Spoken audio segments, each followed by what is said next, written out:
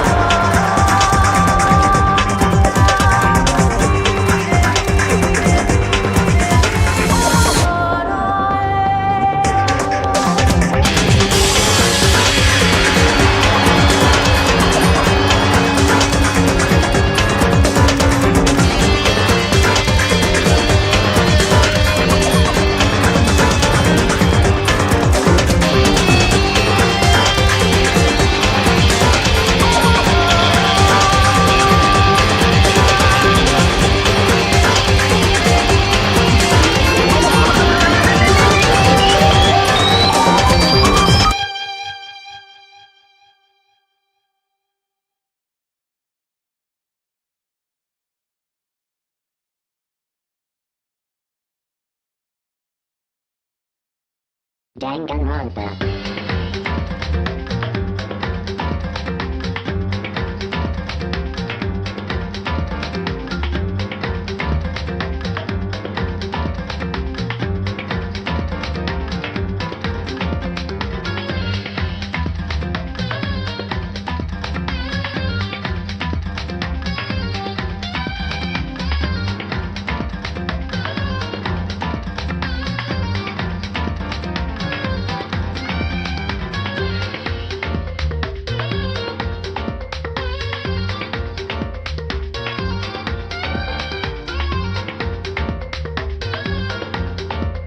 Your voice is breaking, but the pattern is so cute, ronpa.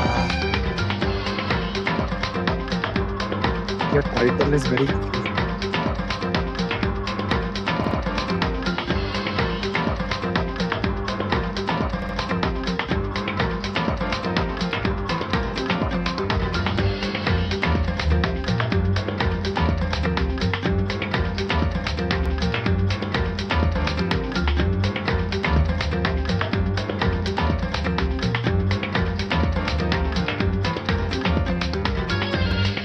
Can you hear me now? Hello? Hello?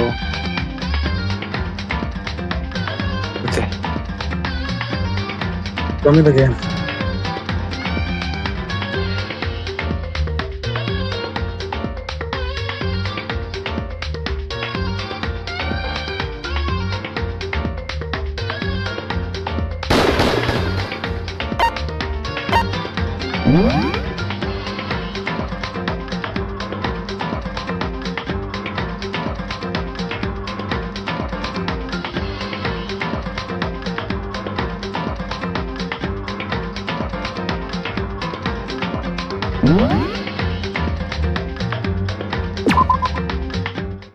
Okay, let's go.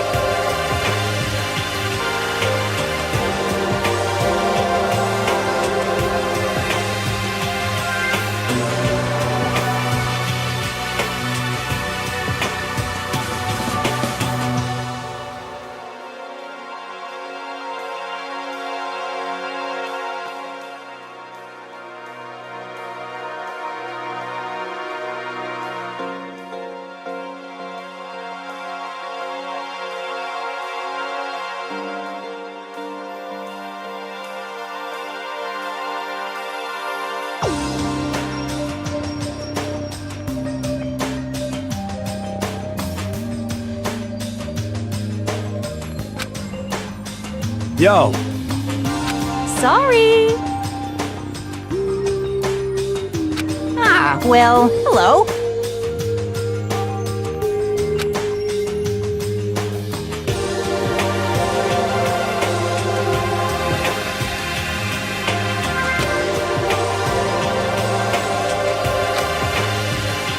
Indeed. My bad, my bad. What's your problem? Yo!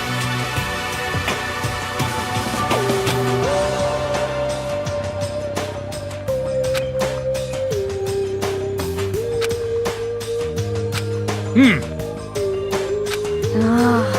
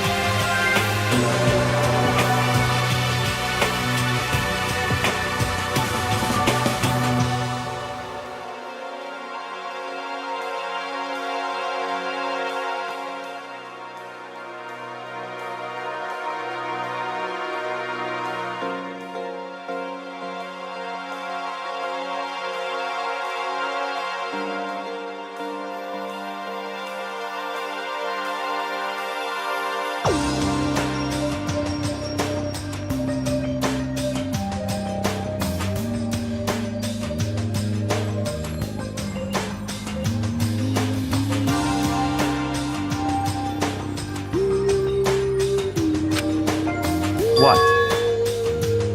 Yo!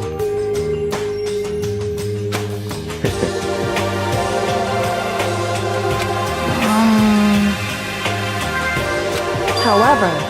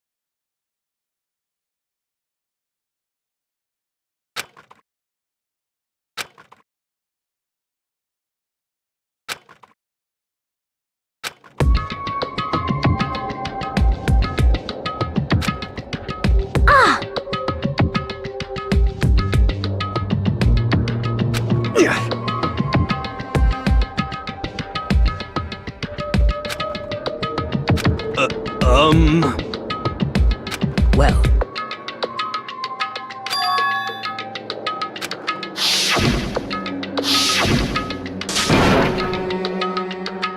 Um.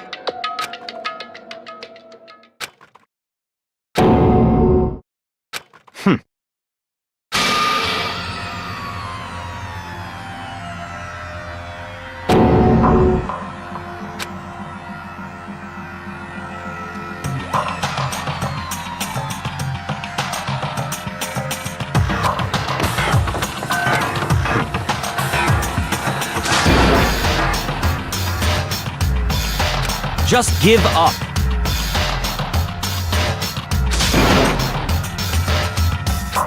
What? What?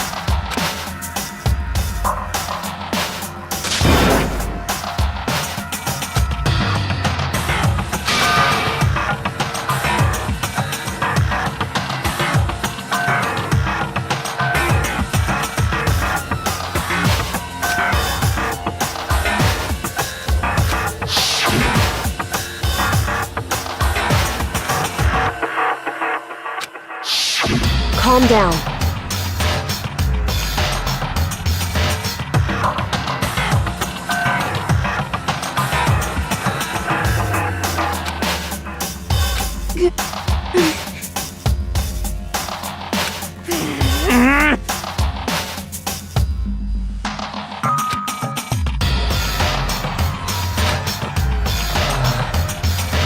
So...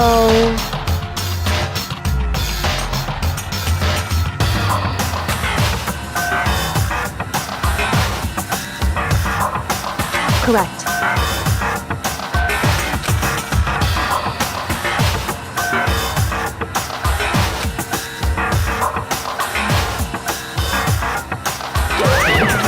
Wrong.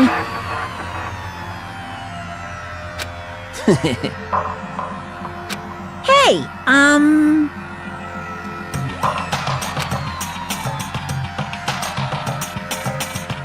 listen up.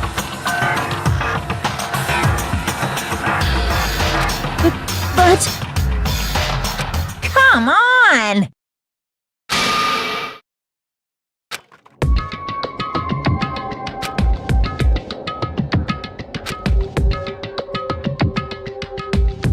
Wah-wah?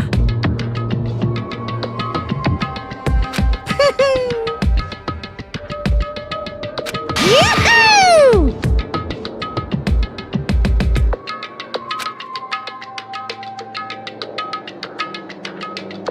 Well...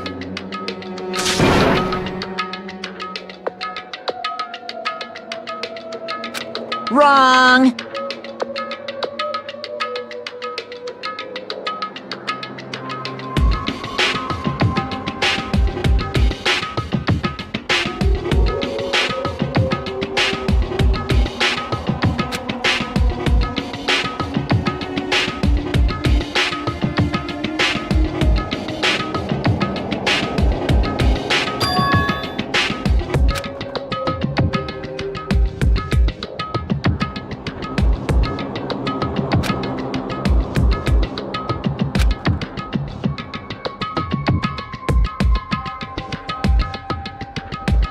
Um...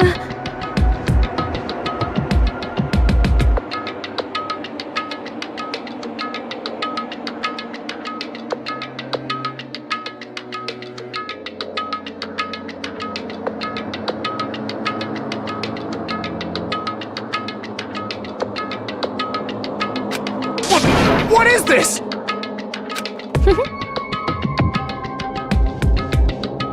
Just hold on.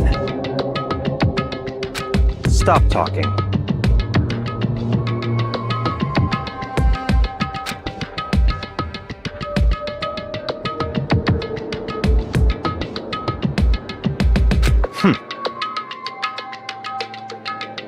Huh?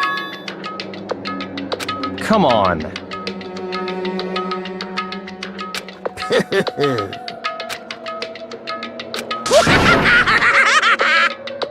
what?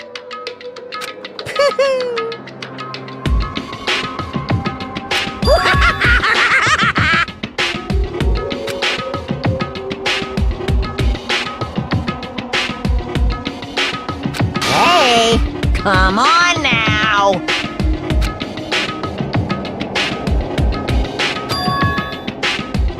Now then.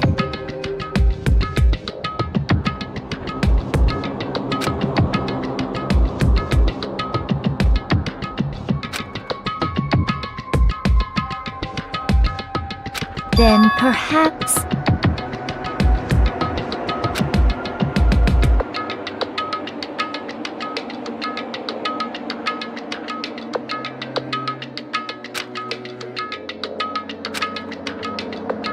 In other words,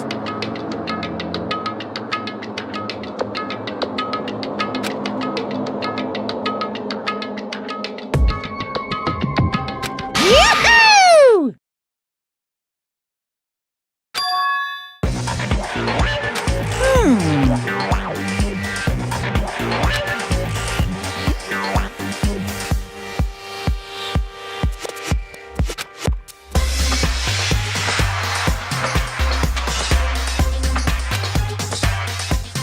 During the trial, you'll have to present your arguments about who you think the blackened is. And once everything comes to an end, the outcome will be decided by popular vote. If the answer you've arrived at is correct, only the one that disturbed your peace will be punished. The rest may continue their communal life.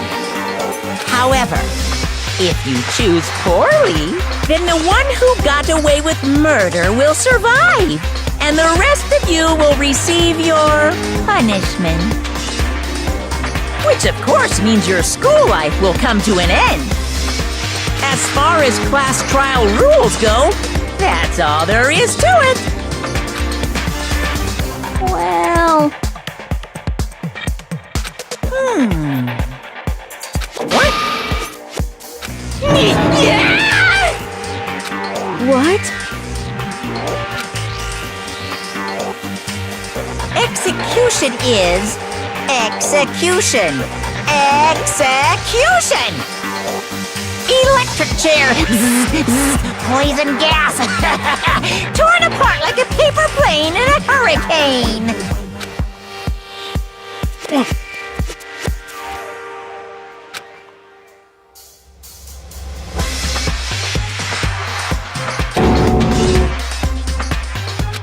Well done!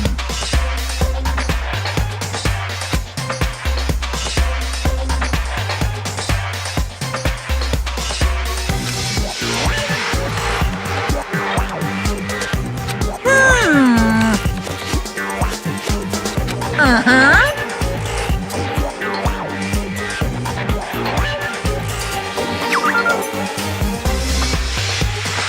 Hey!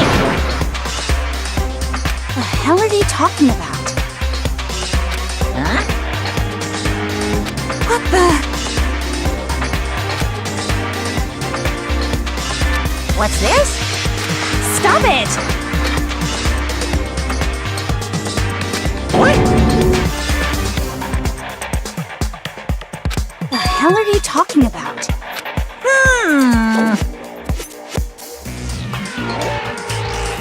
Shut the hell up! I don't believe it! Stop it!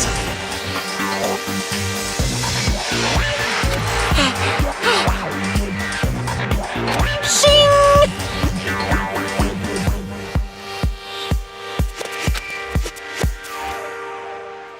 Ah!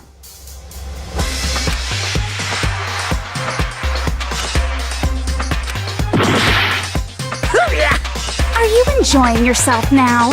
Are you?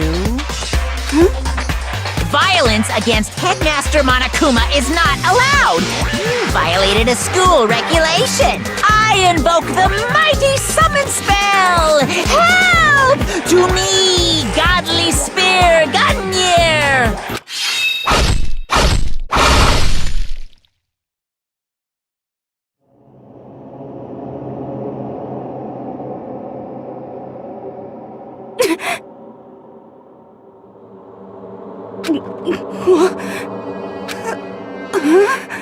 This wasn't supposed to... Why me?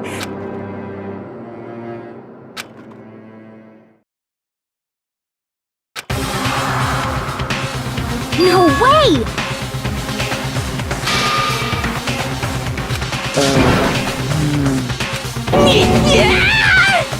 Well now.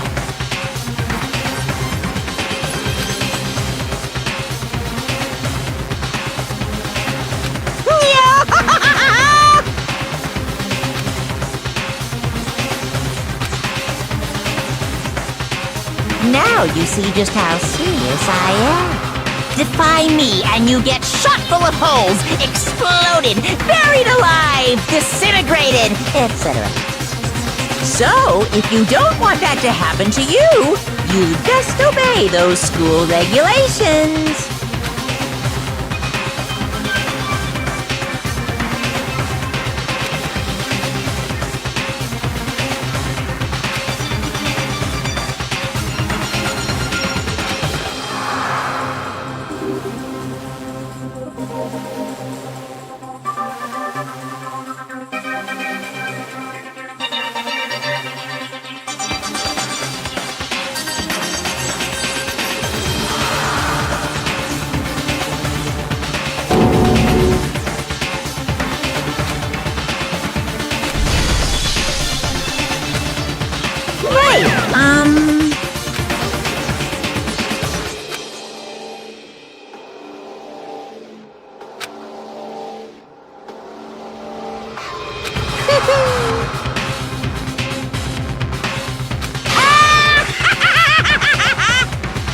Why?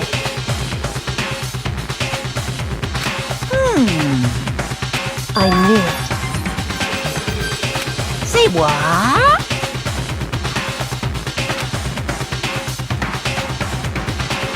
Damn it! Well now.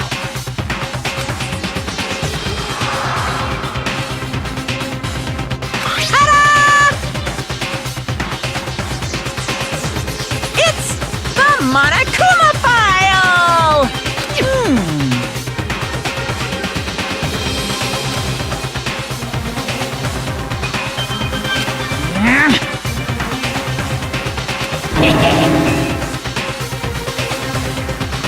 So then.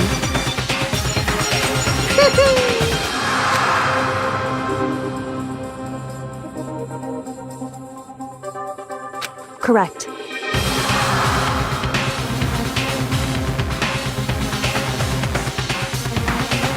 Well?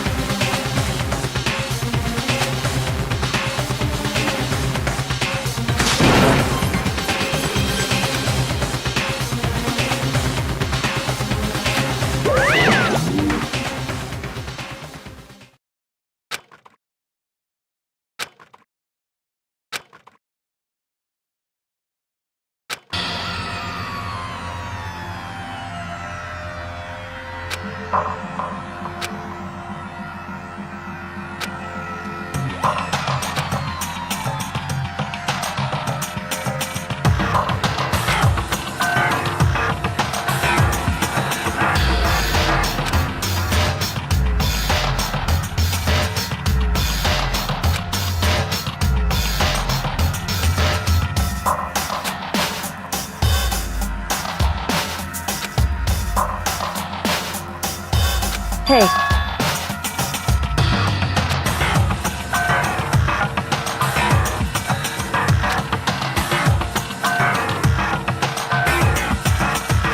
What? In other words,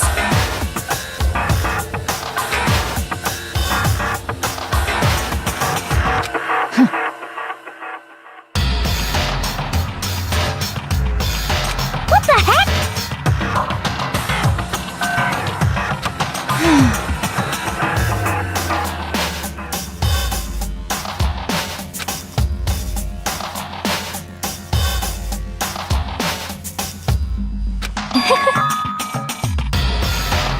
that's terrible!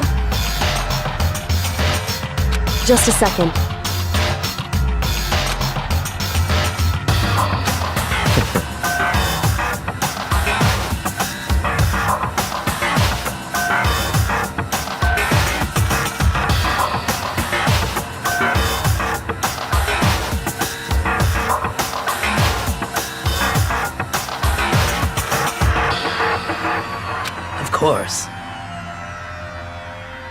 What the heck?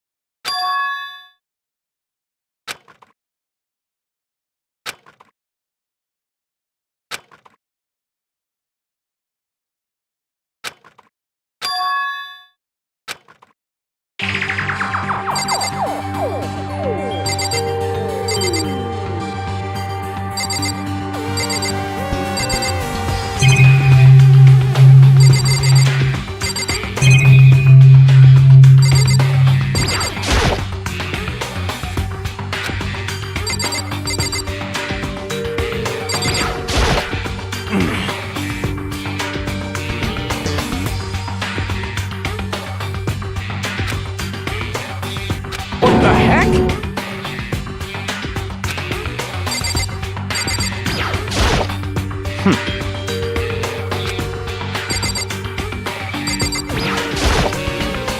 Are you serious? Are you serious? Oh! What the crap? Huh?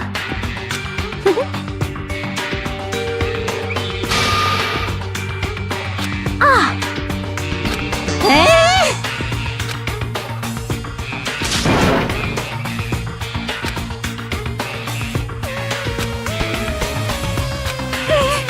What the heck?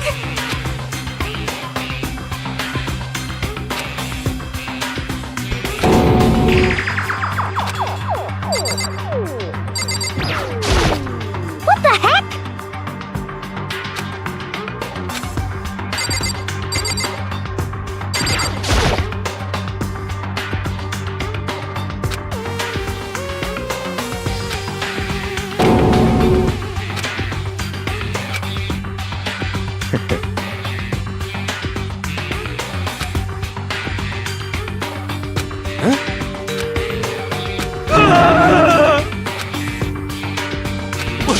What? Let me out of here! What's your problem?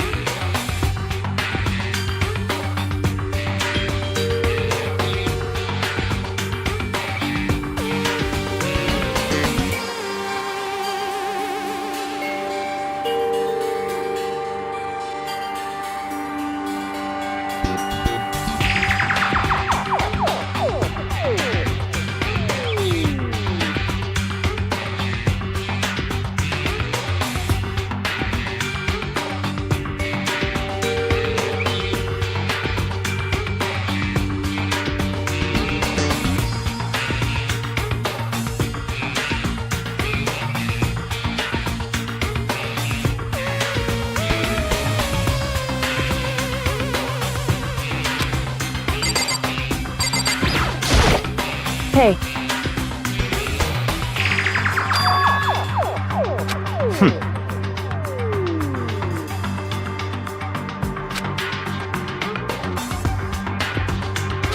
Hey,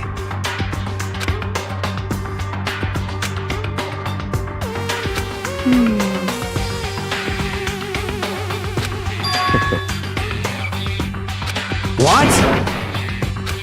stop talking.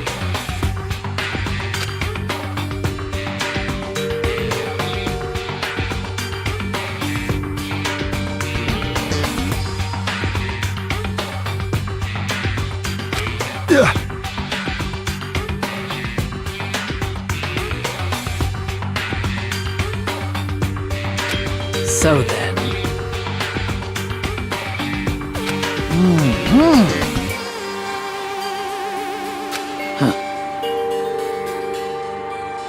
But...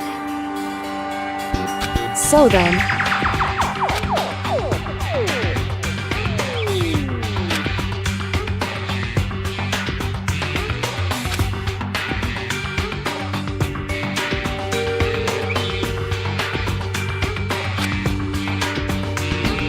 So, perhaps you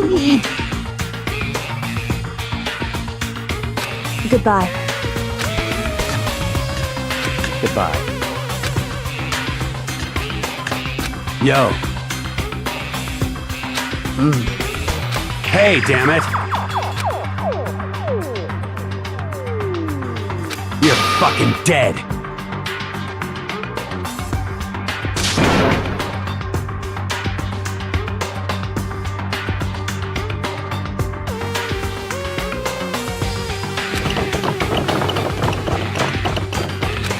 So,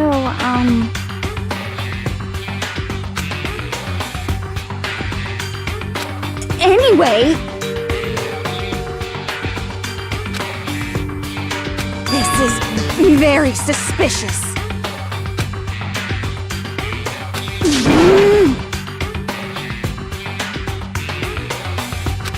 So,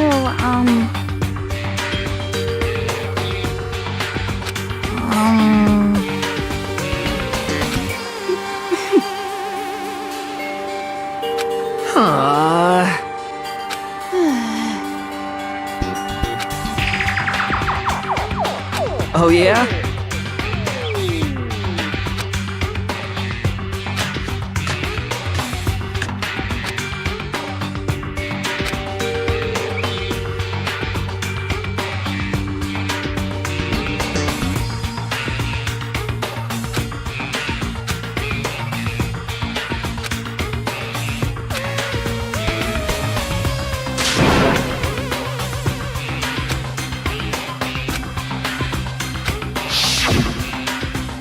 Execution is execution.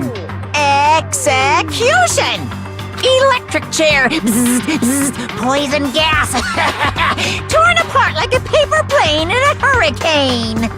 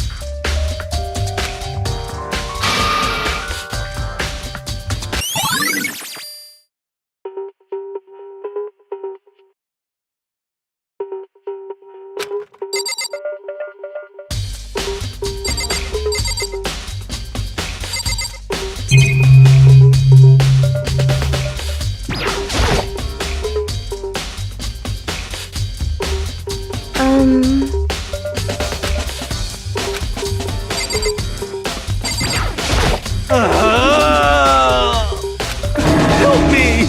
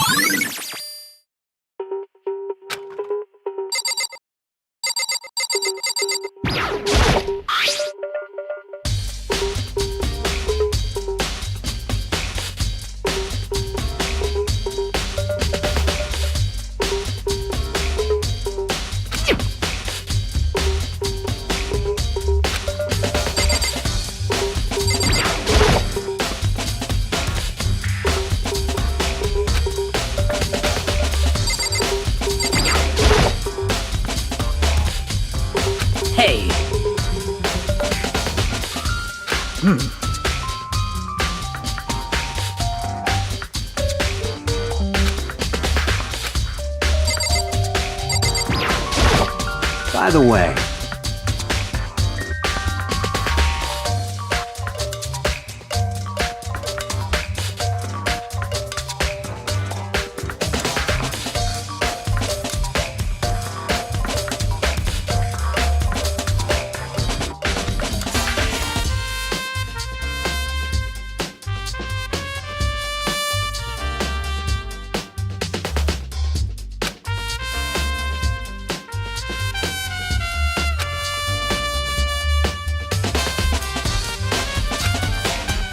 You son of a bitch!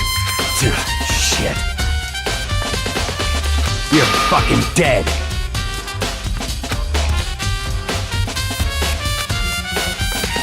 Yo.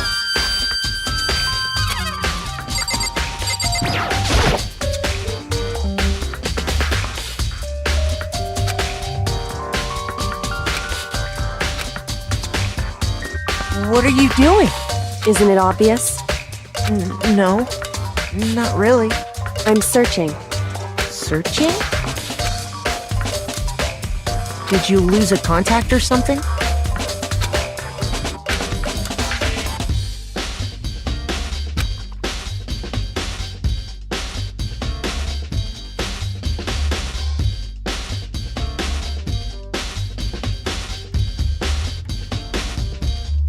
Listen.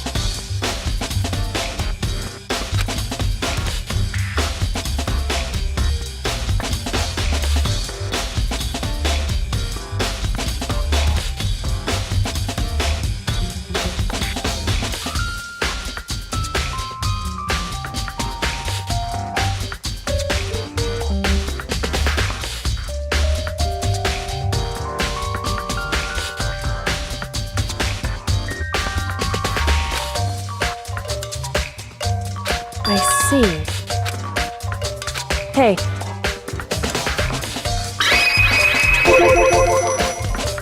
So...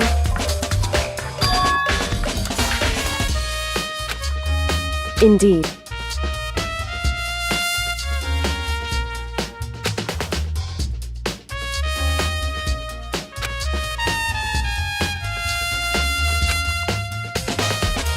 I see.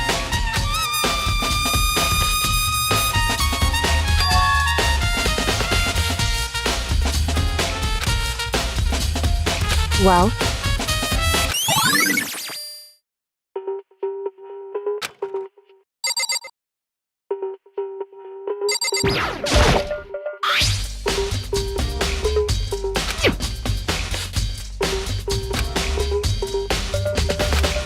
Yo. What? What? What? What? By the way,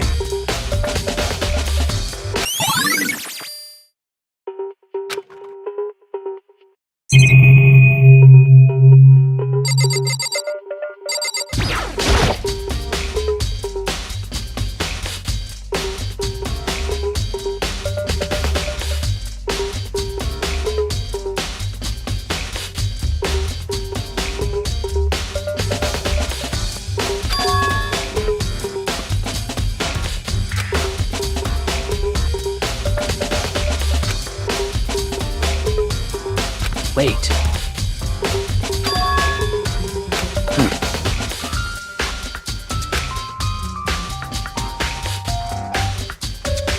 Well.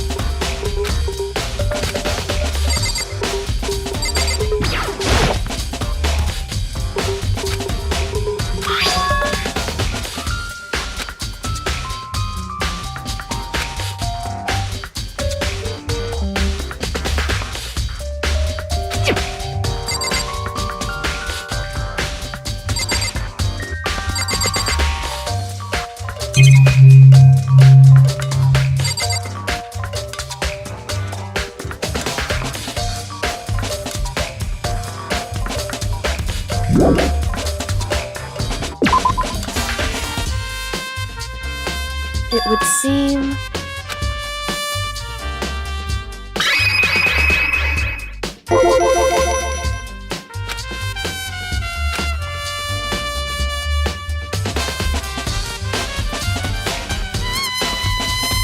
Right.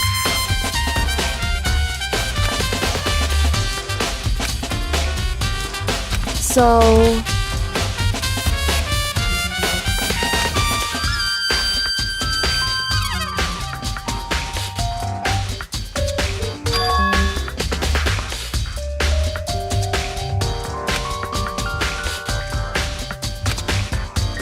Well... Makoto.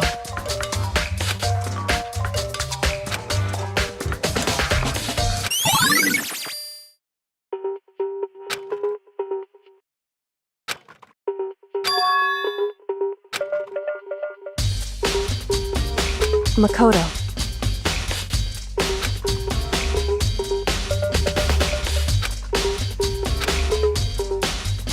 What?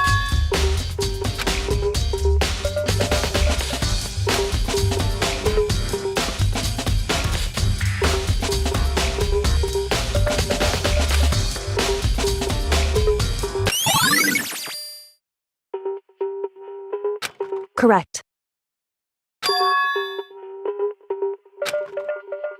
That's right.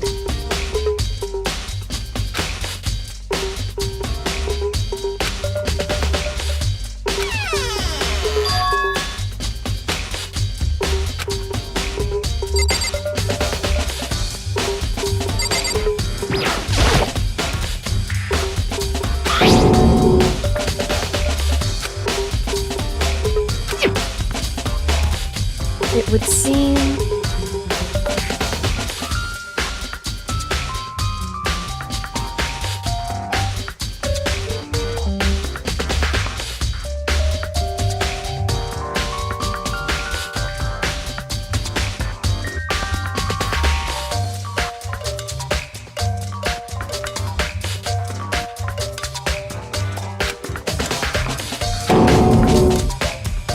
So...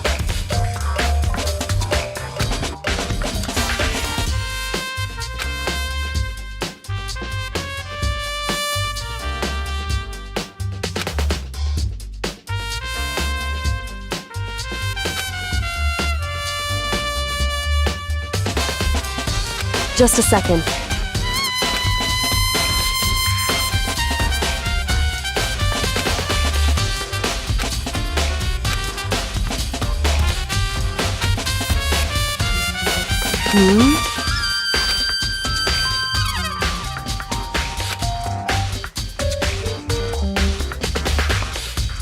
I see. Goodbye.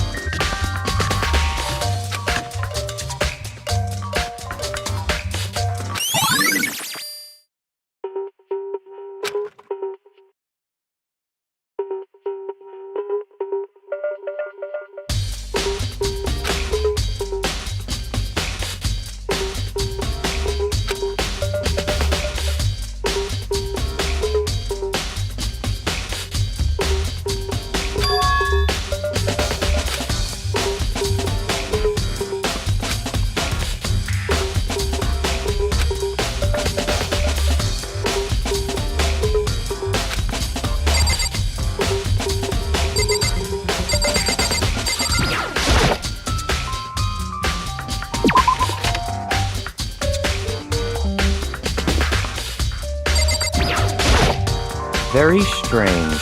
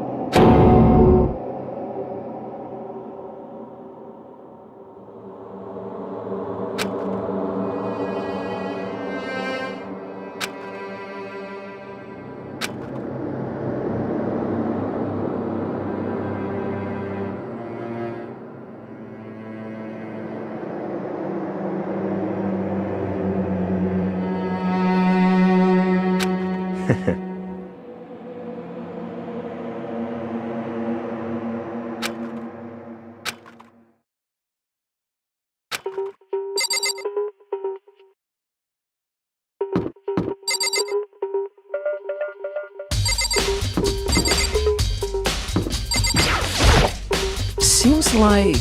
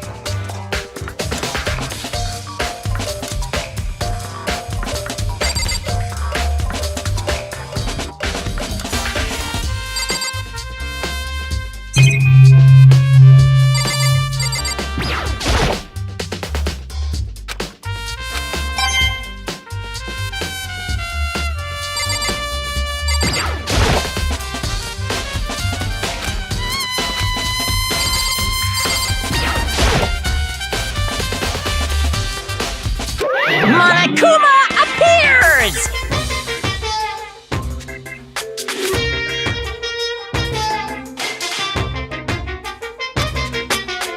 No, you can't go any further! No, you can't go any further! No, you can't go any further! No, you can't go any further!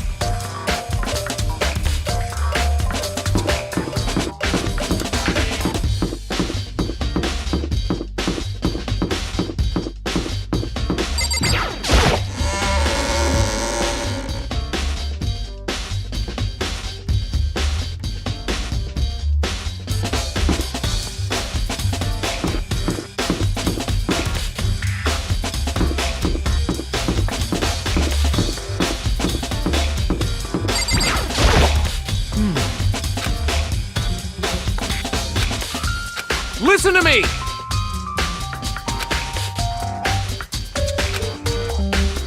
That's wrong! Ha ha ha ha!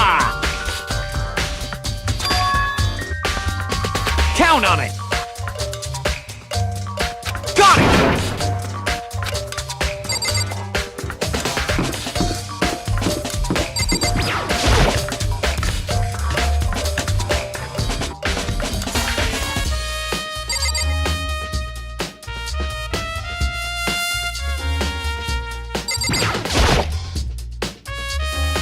Huh?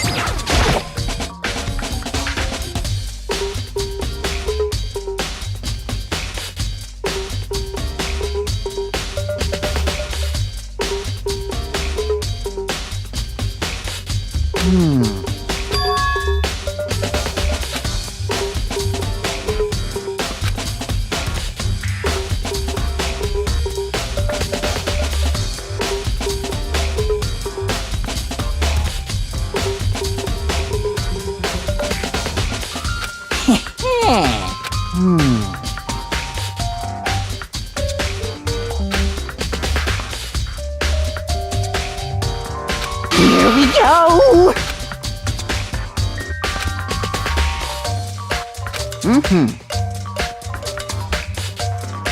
Very strange.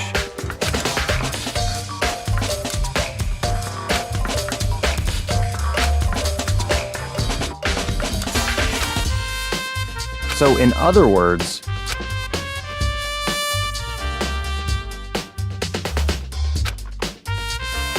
so that's it.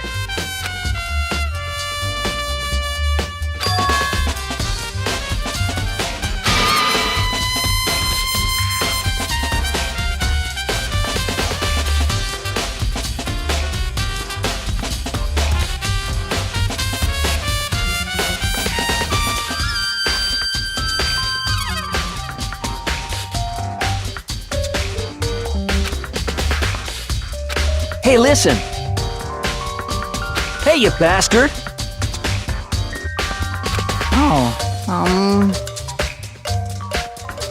You...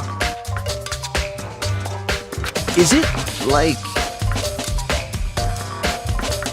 There's no way to think about this in a common sense kind of way. You know what I mean.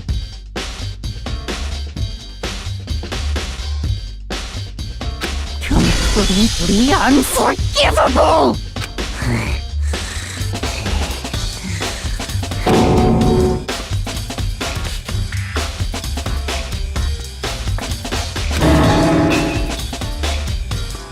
Give me a break.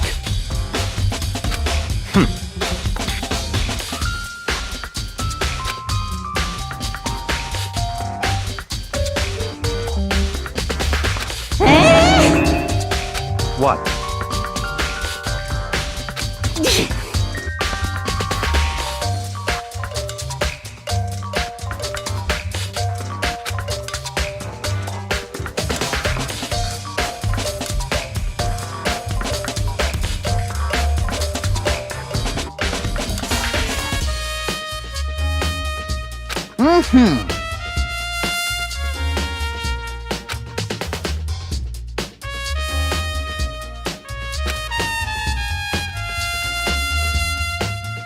You got it!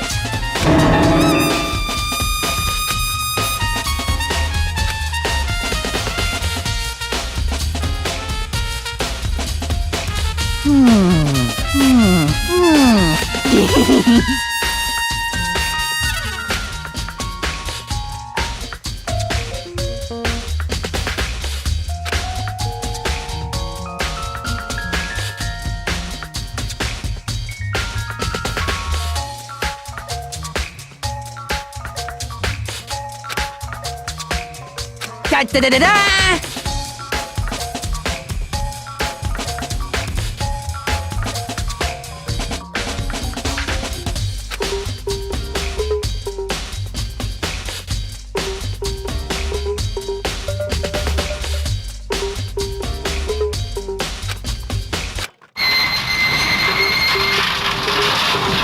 Mr. Naegi! Without a doubt!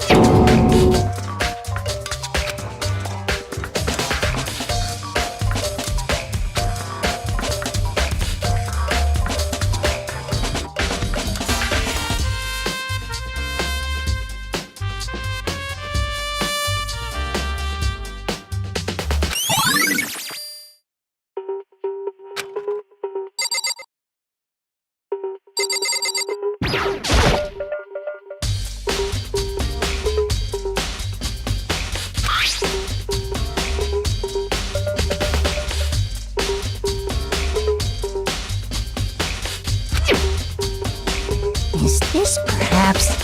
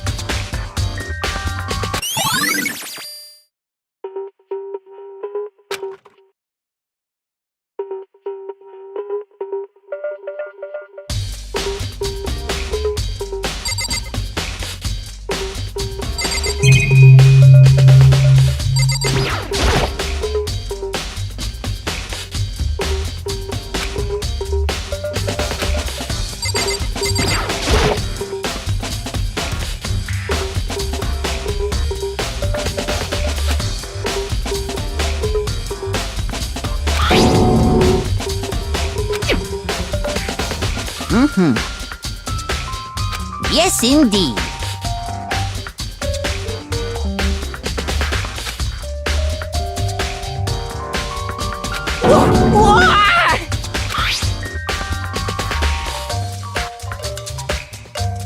Is it a fairy? Huh?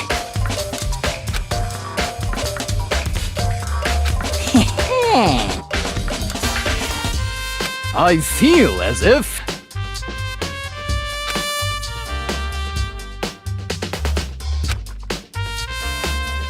Most suspicious.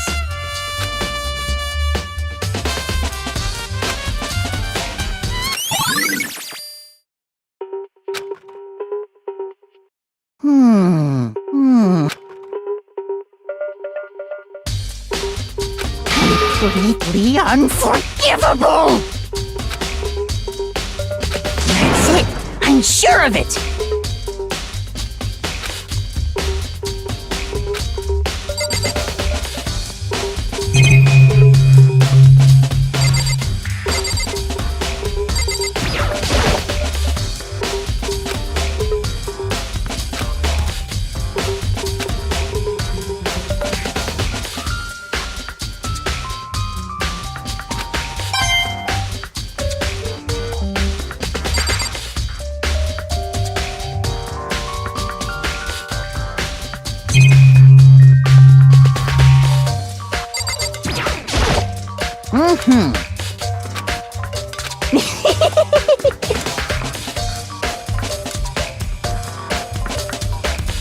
Come on, come on.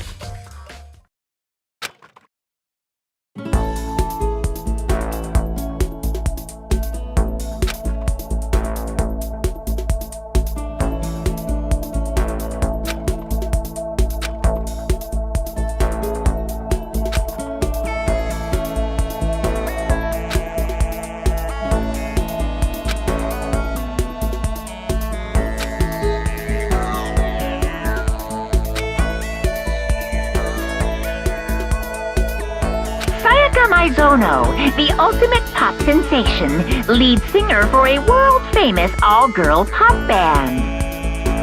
For these girls, the glowing spotlight only made them that much more beautiful. But then...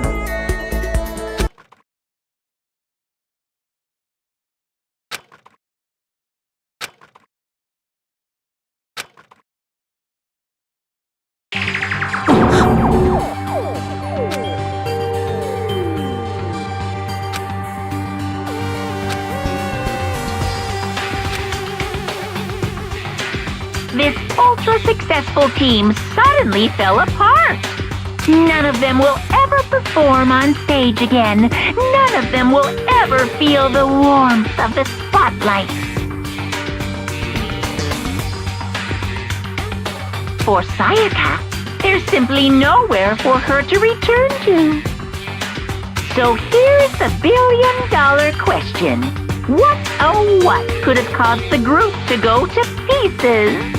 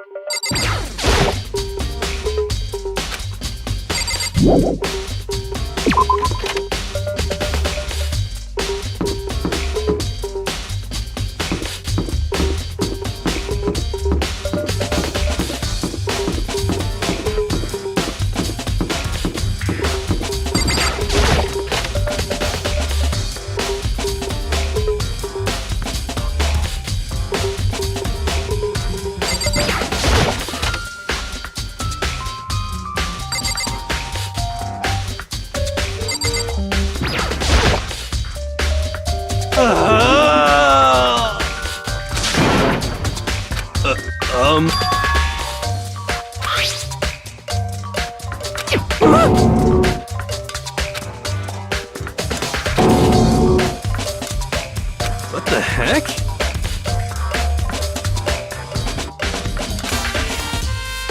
What?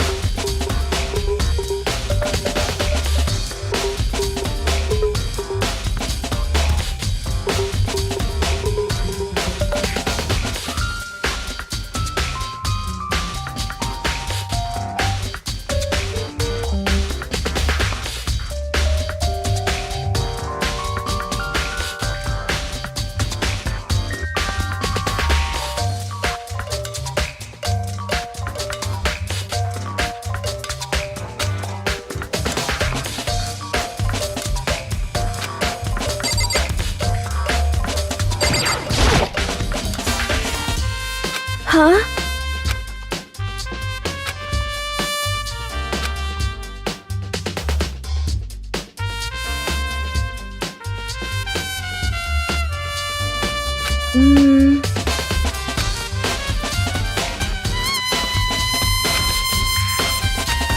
I'm sorry.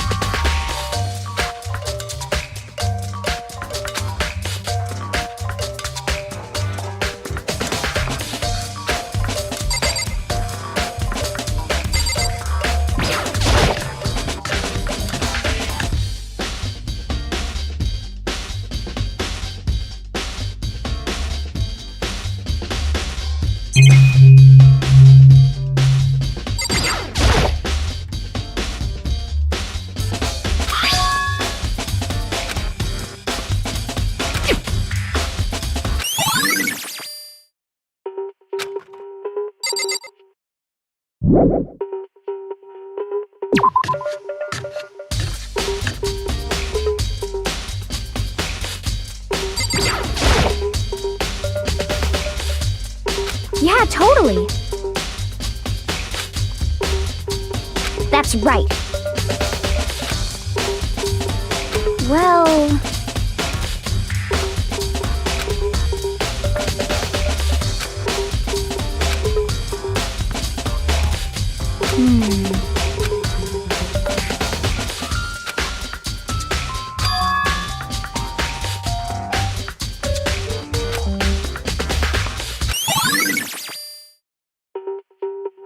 Um...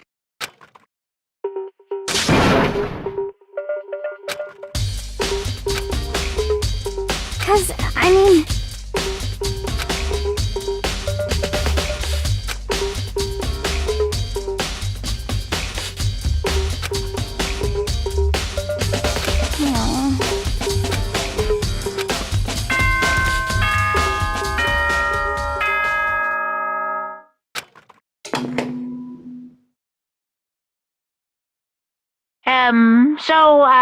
I'm getting tired of waiting. What say we just get started, It's time for the long-awaited class trial! Now then, allow me to appoint a proper location for the proceedings. Please go through the red door on the first floor of the school. See you soon!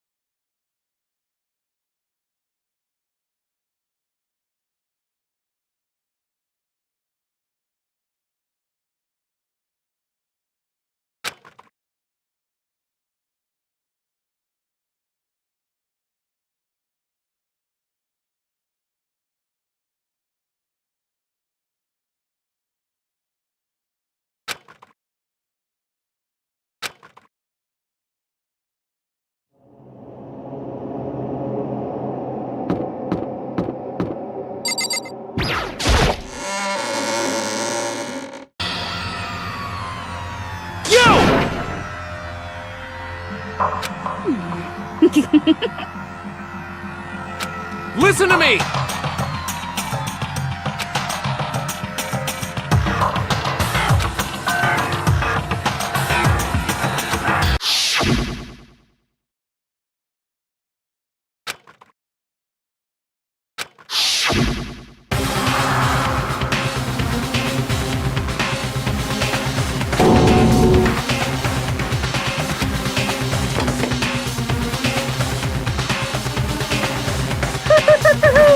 Is everyone here? Okay then. Please board the elevator in front of you, which will transport you to the courtroom, where all your fates will be decided. I'll meet you all down there. I'll be waiting.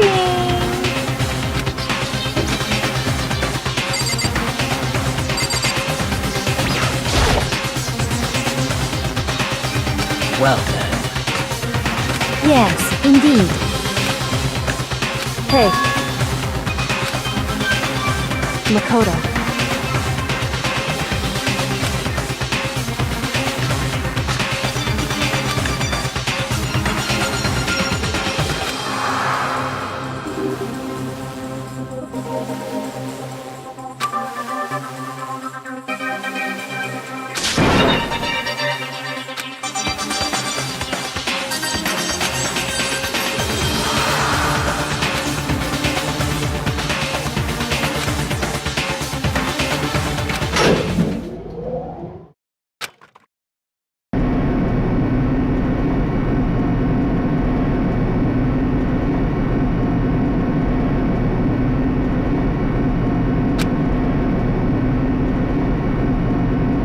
Oh!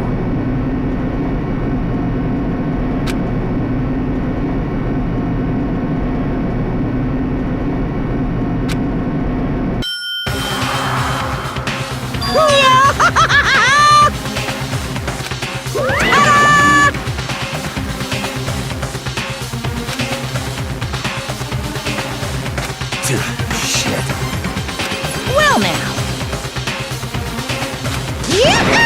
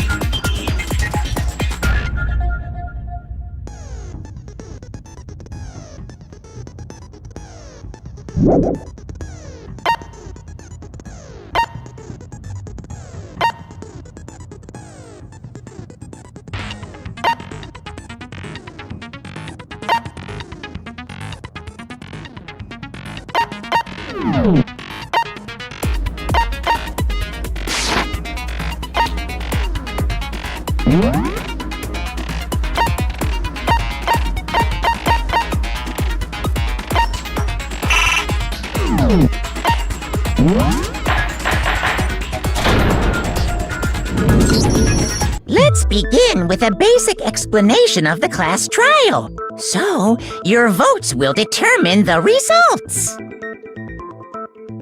If you can figure out who done it, then only they will receive punishment. But if you pick the wrong one, then I'll punish everyone besides the blackened, and the one that deceived everyone else will graduate. And the killer really is one of us, right? Of course! Okay then. Everyone, close your eyes. And whoever did it, raise your hand. Don't be a goddamn idiot. Why the hell would they raise their hand? Before we move on and start the trial, can I ask a question real quick? What's going on with those pictures? I'd feel awful if they got left out just because they died. Friendship penetrates even death's barrier. Friendship penetrates? Okay, but what about that other empty seat? There were only 15 of us to begin with, so why are there 16 seats? Oh, no reason. It's just that our little courtroom here can technically fit up to 16 people. Okay, that about does it for the preamble. Get ready to get started. First up is the case summary. Now, let the class trial begin!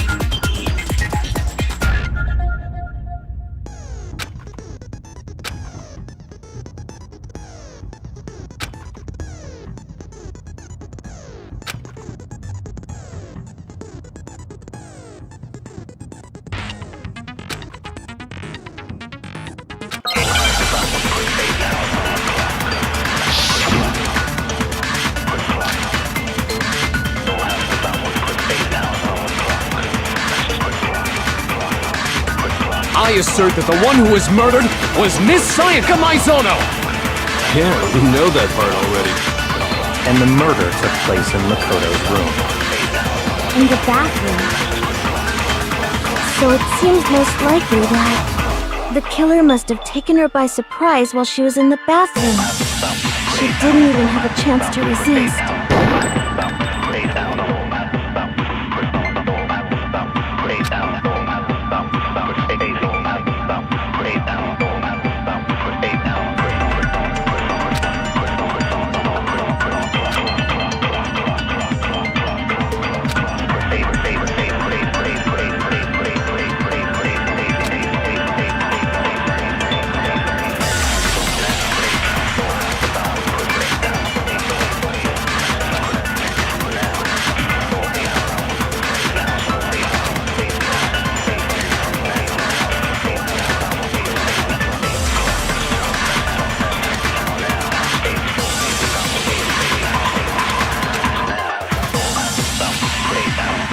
I assert that the one who was murdered was Miss Sayaka Maizono! Yeah, we know that part already. And the murder took place in Makoto's room. In the bathroom. So it seems most likely that the killer must have taken her by surprise while she was...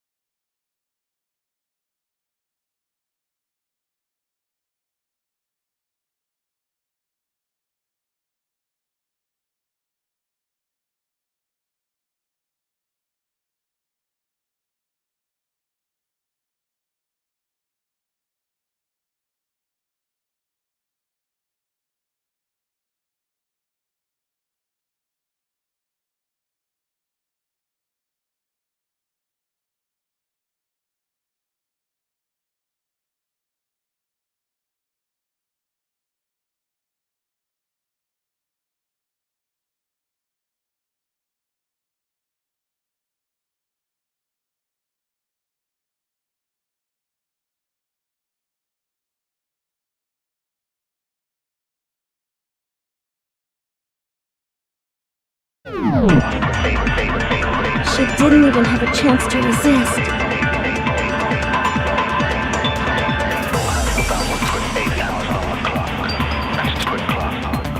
I assert that the one who was murdered was Miss Sayaka Maizono! Yeah, we know that part already. And the murder took place in Makoto's room. In the bathroom. So it seems most likely that the killer must have taken her by surprise while she was in the bathroom. She didn't even have a chance to resist.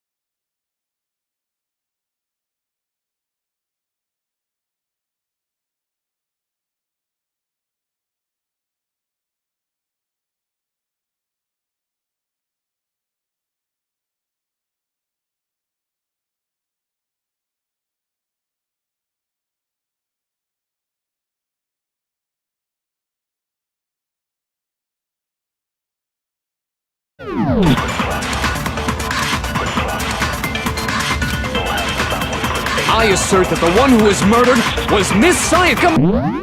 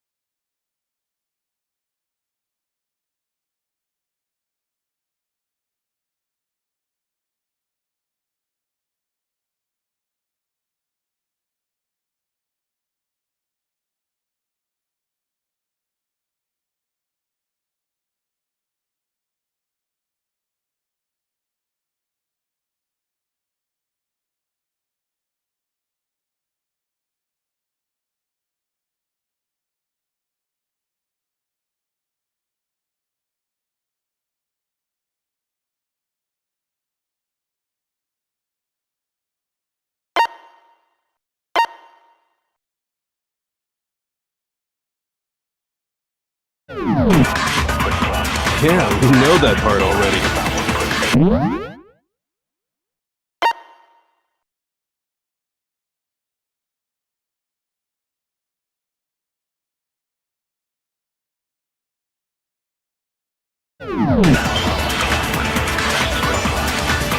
In the bathroom. So it seems most likely that the killer must have taken her by surprise while she was in the bathroom. She didn't even have a chance to resist.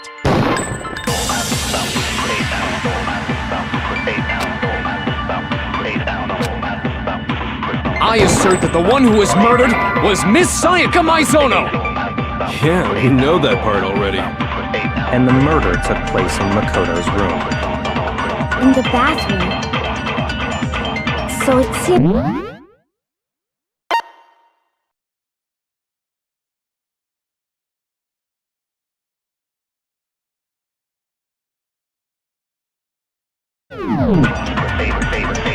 The killer must have taken her by surprise while she was in the bathroom. She didn't even have a chance to resist.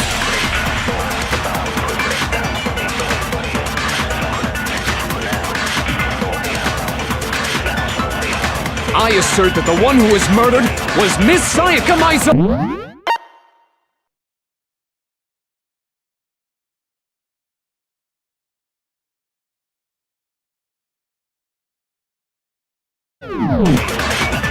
Yeah, we know that part already. And the murder took place in Makoto's room. In the bathroom. So it seems most likely that the killer must have taken her by surprise while she was in the bathroom. She didn't even have a chance to resist.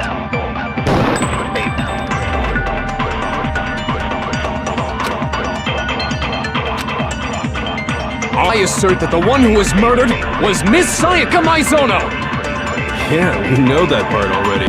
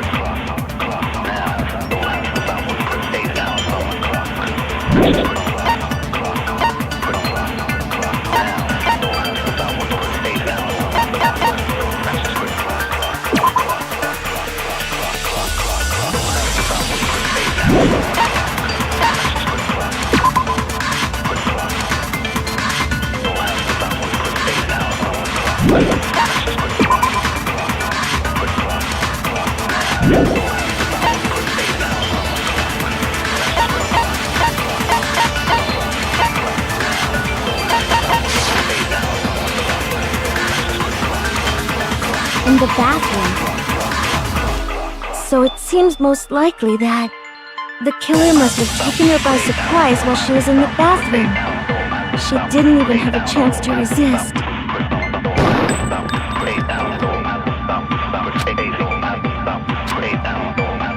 I assert that the one who was murdered was Miss Sayaka Maizono! Yeah, we know that part already. And the murder took place in Makoto's room. In the bathroom. So it seems most likely that the killer must have taken her by surprise while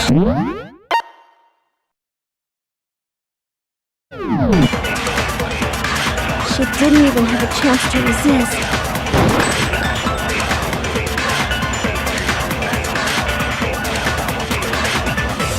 I assert that the one who was murdered...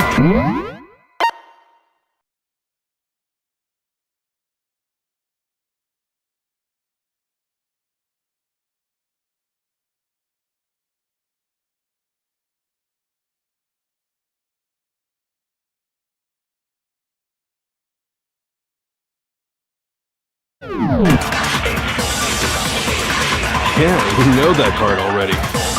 And the murder took place in Makoto's room. In the bathroom. So it seems most likely that The killer must have taken her by surprise while she was in the bathroom. She didn't even have a chance to resist.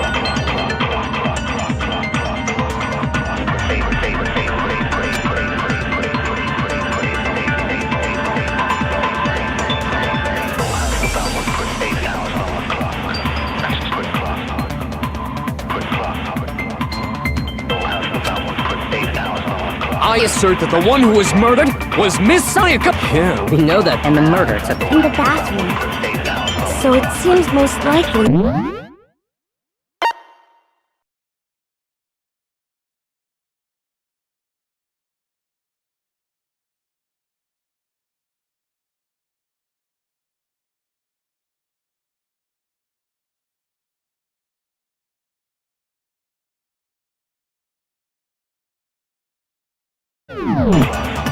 The killer must have taken her by surprise while she was in the bathroom.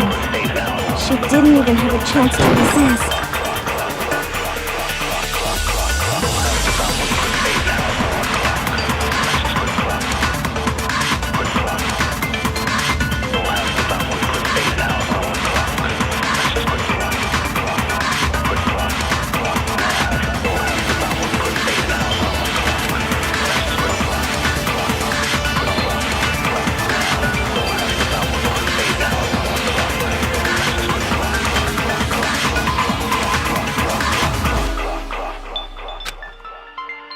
I assert that the one who was murdered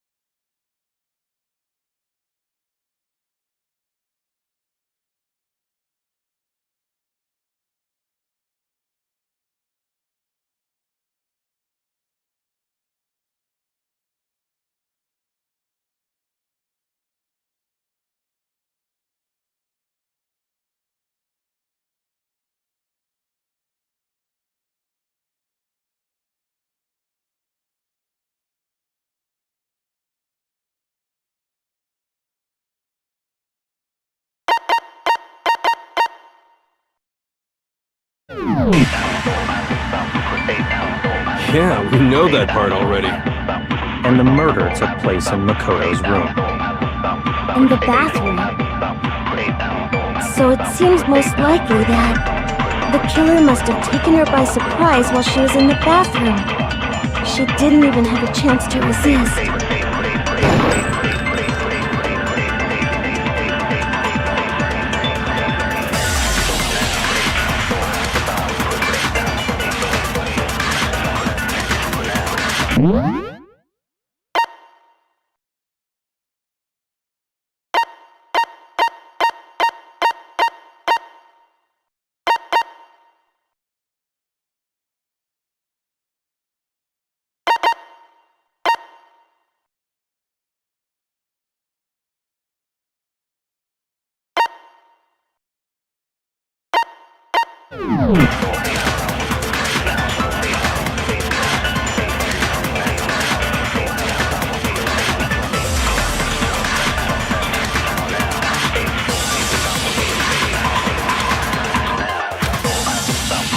I assert that the one who was murdered was Miss Sayaka Maizono!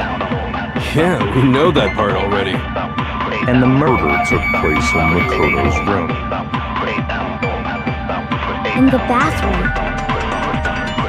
So it seems most likely that the killer must have taken her by surprise while she was in the bathroom. She didn't even have a chance to resist.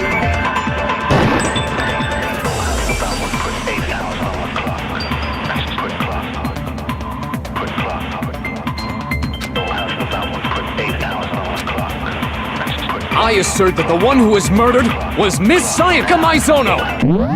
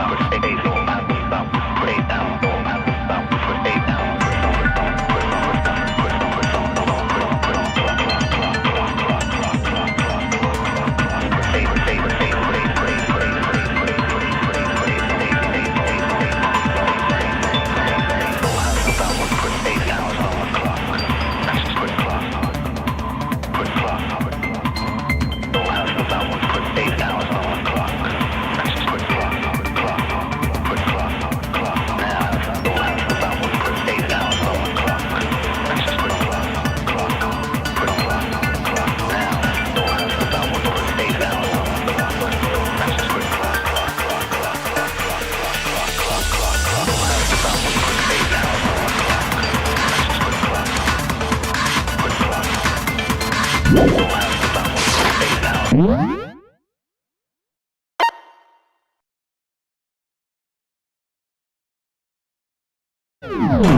we know that part already.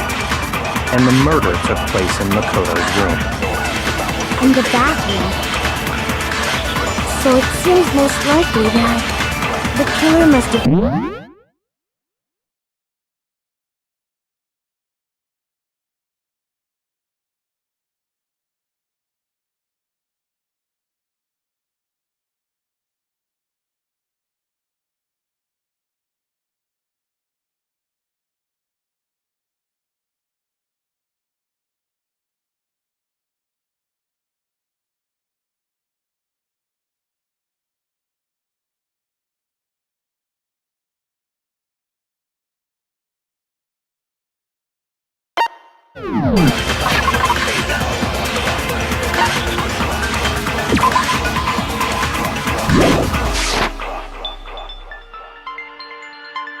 She didn't even have a chance to resist.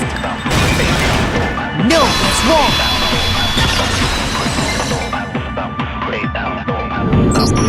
Just a second, Chihiro.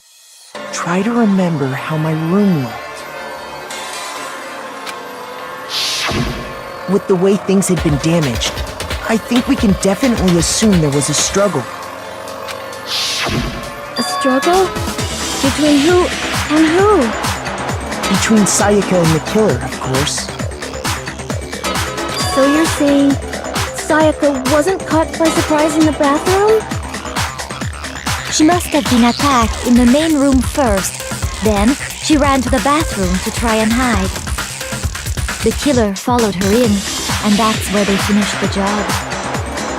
That much should have been obvious after taking one look at the scene. It shouldn't even need explaining. Sorry. Okay, so what's next? Next is the subject of the murder weapon. Wow, this is starting to sound like a real trial.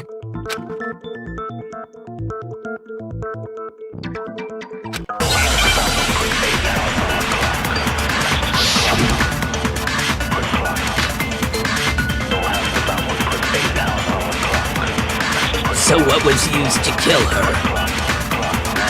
There was some kind of sharp object thrust into her stomach.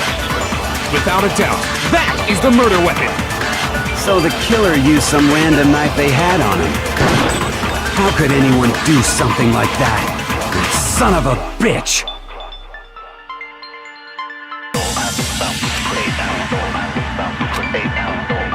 So what was used to kill her? There was some kind of sharp object thrust into her stomach. Without a doubt, that is the murder weapon! So the killer used some random knife they had on him. No, that's wrong!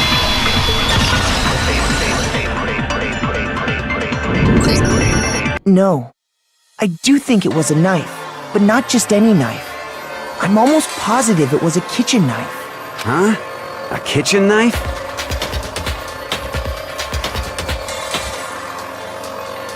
After the murder, we discovered that one of the knives from the kitchen was missing. Which means that knife must be the murder weapon. Oh, yeah. I guess that makes sense. You could sort of see the weapon sticking out of her stomach. And if you look real close, I could totally see that being a kitchen knife. Okay, so the murder weapon was a kitchen knife, but where does that get us? I mean, we all know Makoto killed her, right? That's right.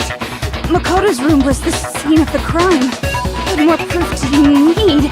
Hold on a second. Let's draw our conclusions after we presented our arguments. Otherwise, what's the point of the trial?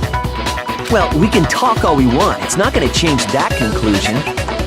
I don't think that's true at all. I'm sure if we keep at it, something new will reveal itself. You really believe that?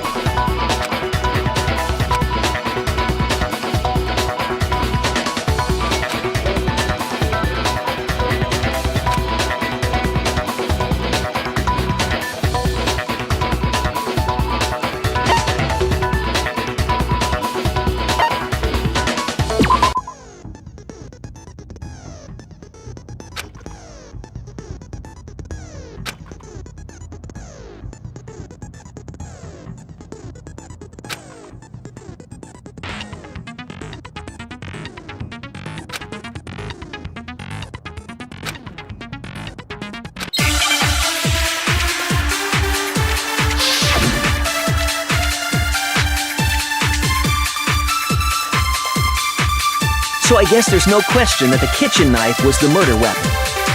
But where does that get us? Makoto must have taken it from the kitchen, right?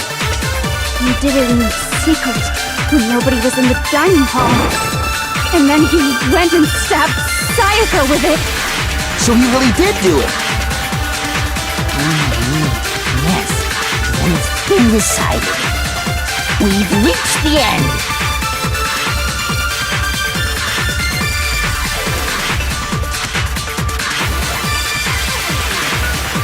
So I guess there's no question that the kitchen knife was the murder weapon.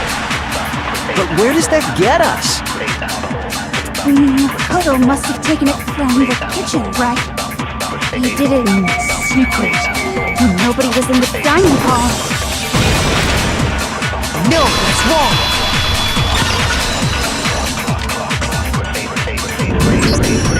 Okay, wait. Hold on.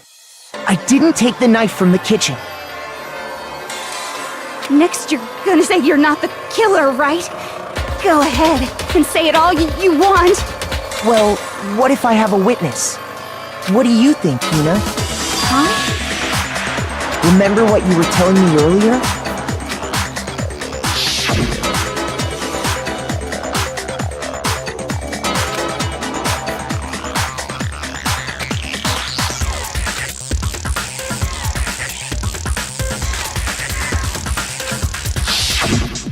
Just to be perfectly clear, the knife disappeared while you were in the dining hall, correct? Yeah, that's right. And at any point while you were there, did you ever see me come into the dining hall? No, I don't think so. You don't think so? No, he definitely wasn't there. The knife disappeared while Hina was in the dining hall, but I wasn't there the entire time. In other words, there's no way I could have taken the knife. Okay, then what about this? What if the idiot swimmer girl and Makoto are in on it together and lying to protect each other? Idiot swimmer girl? Oh, and more importantly, why would I get involved in something like that? Speaking of which, I'd like to ask the bear, if there is an accomplice, do they also become blackened?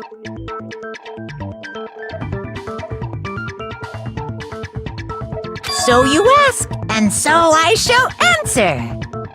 Each murder is allowed to have an accomplice, but only the one who does the killing will get to graduate.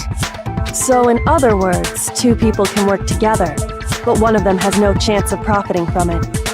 Then there's no way anyone would work together, right? But what if they did work together and they just didn't know about the rule? Ugh, good grief! Enough already! No, okay? There are no accomplices in this case! Oops! Did I say that out loud? Anyway, I didn't go to the dining hall, and I didn't take the knife. So I'm not the killer. Okay, so then, who did take the knife? Hina seems the obvious candidate. After all, she just said she was in the dining hall. No way! I swear it wasn't me! Sure, but can you or anyone else prove that? I can. That's right. Sakura was with me the entire time I was drinking my tea. I hate to have to ask, but just to be sure, Sakura's... Me. Right. But then, couldn't either one of them have grabbed the knife? Actually, no. Because, well... Just spit it out already. I stayed in Hina's room last night. I got so scared thanks to those creepy videos. I wasn't really thinking, I just asked her to stay over. Which means we have airtight alibis. You stayed over? Doesn't that violate one of the school regulations? We're not allowed to sleep anywhere but the dorms, but it doesn't say we have to stay in our assigned room, so I don't think that's a problem. It is a problem! A boy and a girl spending the night together? It's unwholesome! But I'm a girl. You are? Oh my gosh, I'm so sorry! But if it wasn't either of you, Then what other possibility is there? Actually, there is one other possibility. Right, Hina? Oh, yeah, that's true! One other person did come to the dining hall while we were there. Why didn't you say so in the first place? Well, because they're not here anymore. Sayaka. She's the one who came to the dining hall. And then later, she wound up dead.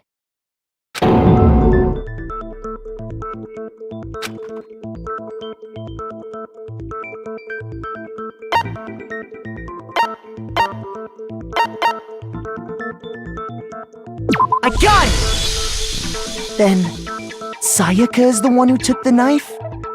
That's the only possibility.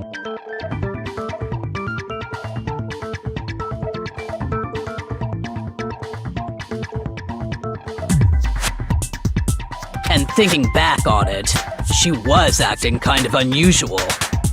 When she came into the dining hall, she didn't even look at us. She just went straight to the kitchen. As she left, she said she just wanted a drink of water. But most likely... And the person who took the knife was the victim herself! I'm sure she just took it for self-defense. So you're saying the knife she took was then taken from her, and she was killed with it? In that case, you may not have taken the knife, but you still could have killed her. What? See? He did do it after all! No, you're wrong! So, that's how you would twist the argument and send us all off in the wrong direction? You possess a most terrifying talent.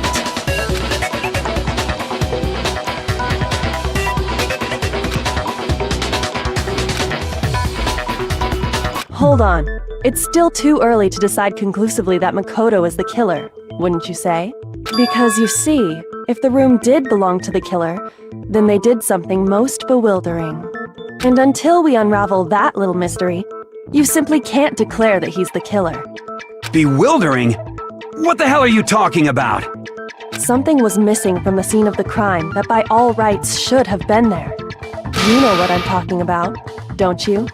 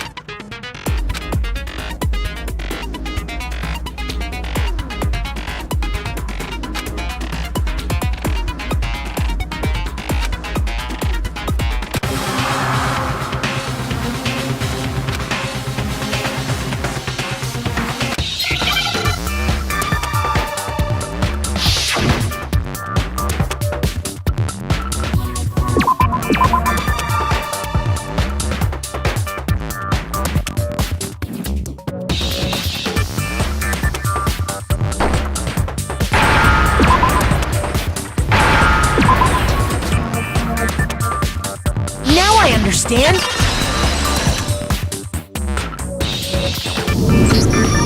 That's right! There wasn't a single hair on the floor! So, the culprit removed some evidence? Yes, and if I were the culprit, why would I need to get rid of all the hair in my own room? It wouldn't be unusual at all to find my hair at the crime scene if the crime scene is in my room. The reason all the hair was gone was to remove any trace that Sayaka had ever been there. That makes sense, does it not? No. If that were the case, they would have had to do something about the body itself, not just her hair. Yes, very true, very true. Okay, then why wasn't there any hair on the ground? The killer got rid of it all, of course, to remove any trace that they had ever been there. Then that means... Precisely. It's simply beyond reason to believe that the room's owner and the killer are one and the same. Then Makoto isn't the culprit? Are you sure we can decide something so important based solely on the absence of some hair? No. There are other reasons that prove why Makoto couldn't have done it. I would like to hear these reasons. Do you remember anything remarkable about the bathroom at the scene? Sayaka was attacked in the main room first, then fled into the bathroom, right? Yeah, then they ran after her, got into the bathroom, and stabbed her. And how did the killer get into the bathroom? Did they have any trouble with it? What do you mean? It's fairly certain that the killer had some trouble getting into the bathroom. There was clear evidence left behind. Do you remember, Makoto?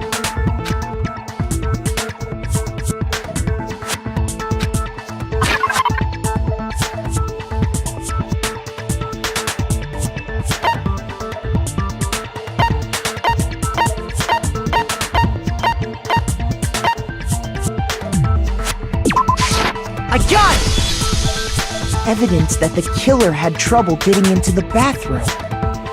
You're talking about the doorknob, right? Huh? The doorknob? What doorknob? The doorknob for my bathroom. It was completely broken. See how the top part was unscrewed? And the doorknob's about ready to fall off? Oh yeah, true.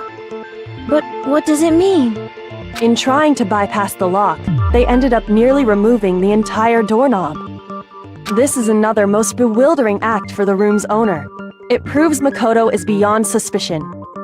So what? You're saying he wouldn't break the door in his own room? But if the only choice you have is to break it, you break it. There's nothing bewildering about it. You still don't see? Okay then. Let's take another look at how the incident unfolded.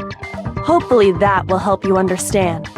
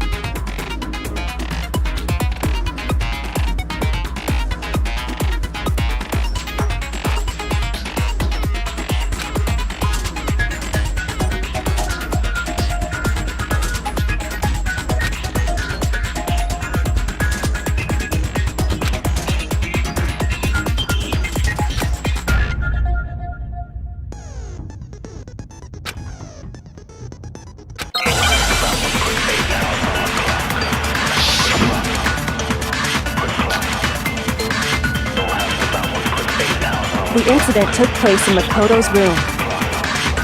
Sayaka was first attacked in the main room. She then fled into the bathroom. Then the killer ran after her. And they got into the bathroom.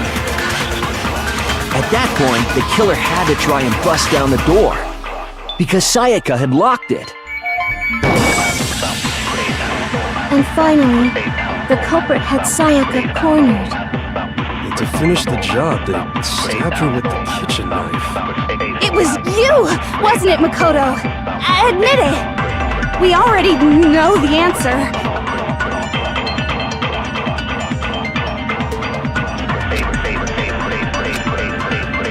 The incident took place in Makoto's room. Sayaka was first attacked in the main room. She then fled into the bathroom. Then the killer ran after her. And they got into the bathroom. At that point, the killer had to try and bust down the door, because Sayaka had locked it. And finally, the culprit had Sayaka cornered. And to finish the job, they stabbed her with the kitchen knife. It was you, wasn't it, Makoto? Admit it! We already know the answer.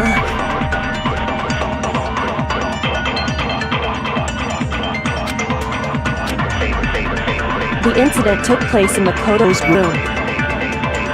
Sayaka was first attacked in the main room. She then fled into the bathroom. Then the killer ran after her. And they got into the bathroom. At that point, the killer had to try and bust down the door.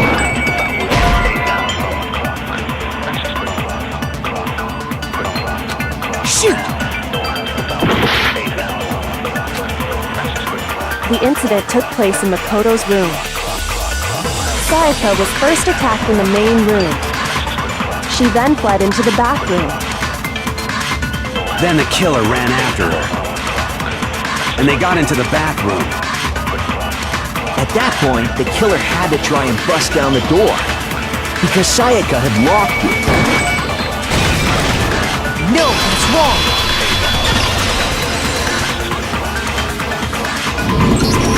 The reason my bathroom didn't open wasn't because it was locked. After all, the girls' rooms are the only ones with locking bathrooms, right? Yes, now that you mention it, that is true.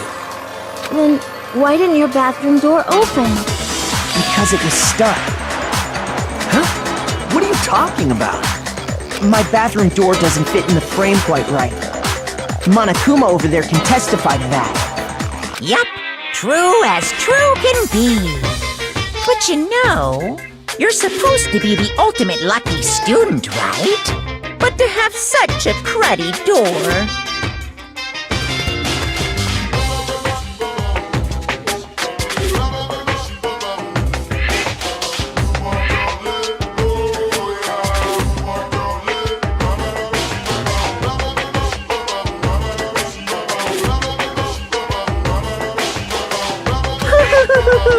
That's not lucky at all! So the reason the door didn't open was just because it was stuck. But the killer didn't know that and assumed it was locked. So they tore apart the doorknob to get in. Okay, but then why would the killer even think the door was locked in the first place? Everyone should have known you can't lock any of the boys' bathrooms.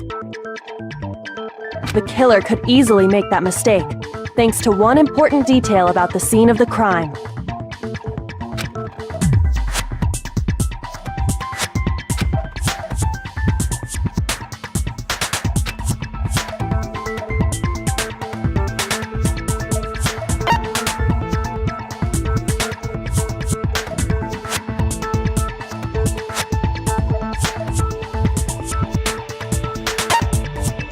I got it! The killer must not have realized that it was my room. What? Are you saying the culprit didn't even know where he was? That's inconceivable! And yet, he's absolutely right. Say what? Well, to be more specific, what the killer didn't know was that Makoto and Sayaka had switched rooms. Which is what led to the misunderstanding about the bathroom. If Sayaka had been in her own room, then there would have been a lock on the door, and they would have had to break through! So they had no idea how unnecessary their actions were. ultimately, we can't know if it came open by force or simply by accident. But the killer must have been considerably confused, with no idea how they actually got the door opened. Regardless, it was a pointless act. Wasting time trying to break down a door that wasn't locked is... definitely something I wouldn't do, since I would have known exactly why it wasn't opening, right? That is a definite possibility. So the killer would have to be someone who didn't know they'd switched rooms?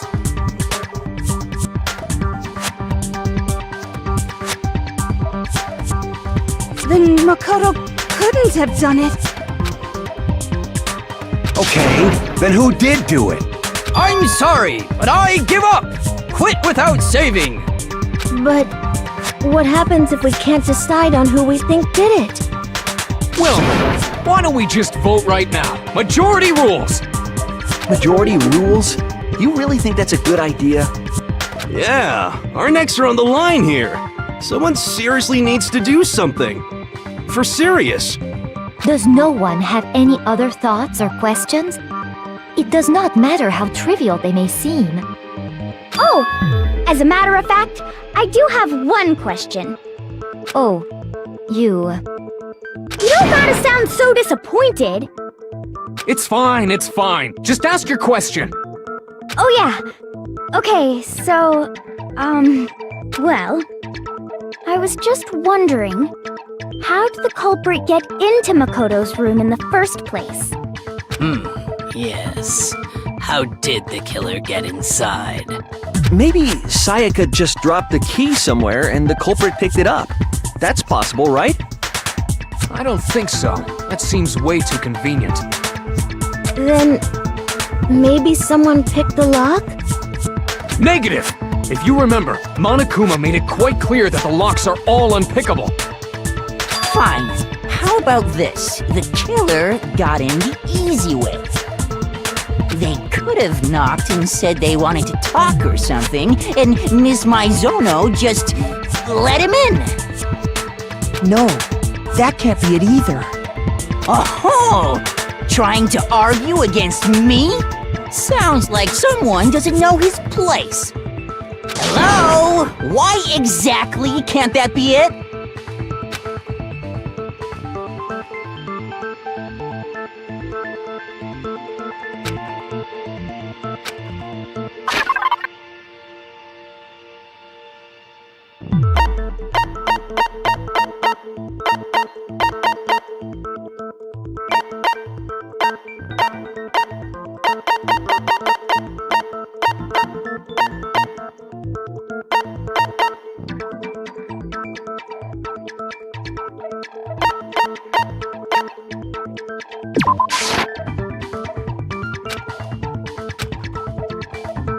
Shoot!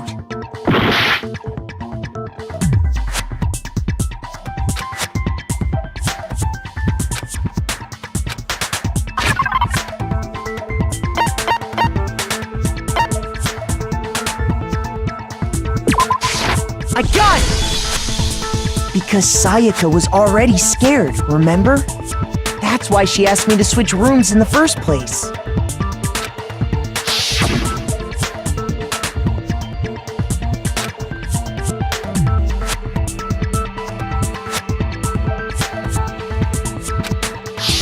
Knowing what she'd been through, I just can't believe she would have opened the door for anyone. What if her being scared was a lie? Huh? What the hell is that supposed to mean? Why would she lie about something like that? I know you don't want to consider it, but look at this and tell me. Can you still deny the possibility?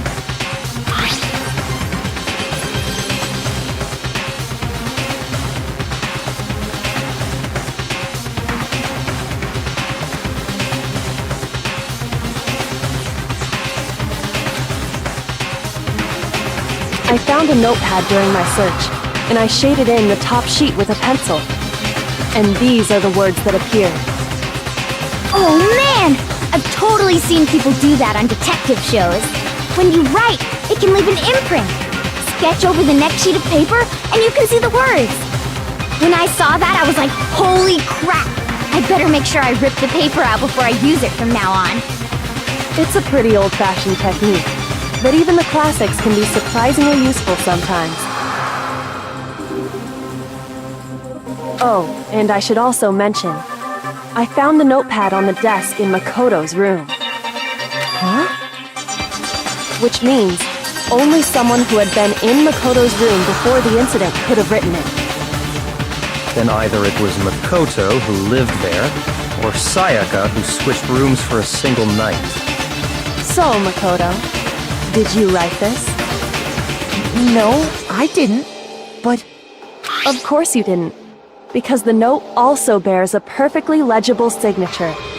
Sayaka's signature.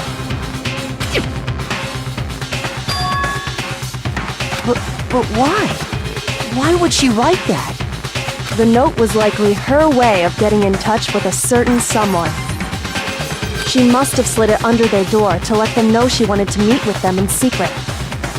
If you got an invitation like that from the ultimate pop sensation, what young man could resist?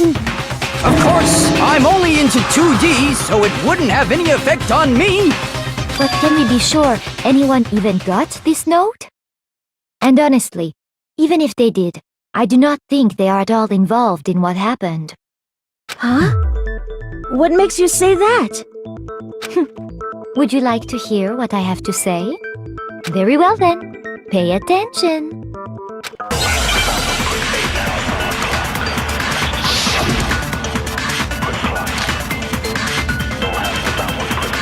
Sayaka and Makoto switched rooms, correct? But in the note, the place they were asked to come to, it specifically says, my room. I see. So if someone read that note, then they would have gone to Sayaka's room. Exactly. The room that Makoto was staying in. So in other words, even if someone did read the note and did what it said, they would not have any connection to what happened. It certainly would seem that way.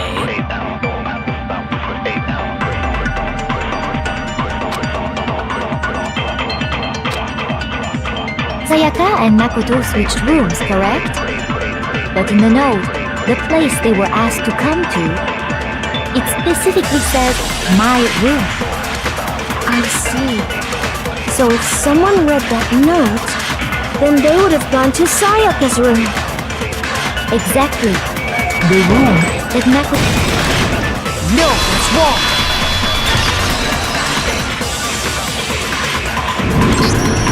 The nameplates on Mai and Sayaka's rooms got switched. They got switched? That's right. The nameplates got switched, just like the rooms themselves.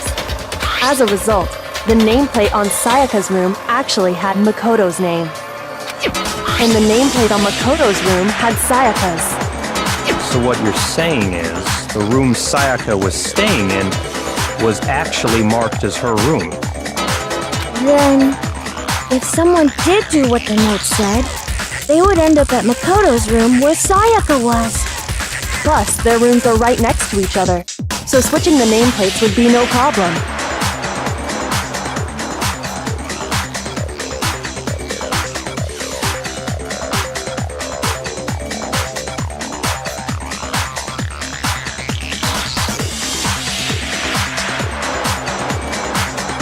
And the one who switched the names was... Well, of course it wasn't you, right, Makoto? Right? Okay, then who did it?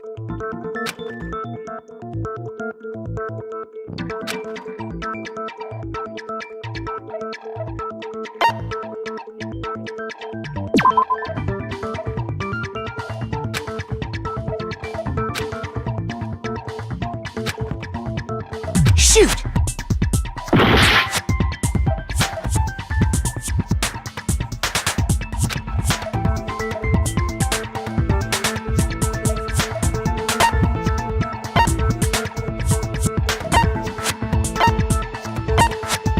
I got it! Me and Sayaka were the only ones who ever knew about us switching rooms. So the only other person besides me who would even know to switch the nameplates.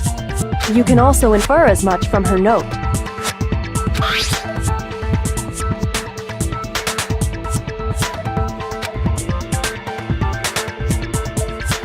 She specifically tells the reader to check the nameplate. She would only have written that if she knew the nameplates had been switched. But why would she switch them in the first place? She wanted someone to come to the room she was in, and also hide the fact that it was Makoto's room. What? Inviting someone to your room, but not telling them you'd switched rooms. Why? To understand that, we first need to understand what happened after she invited the person into the room. That's where the answer lies. What happened then was probably whoever she invited over came in and attacked her. We figured it out! We know who did it! Whoever she invited over is the culprit! But we still don't know who it is, you goddamn idiot! Sayaka fought with her killer there in the room, yes? Perhaps the answer to our previous question lies in that initial struggle. Yes, I think you're right.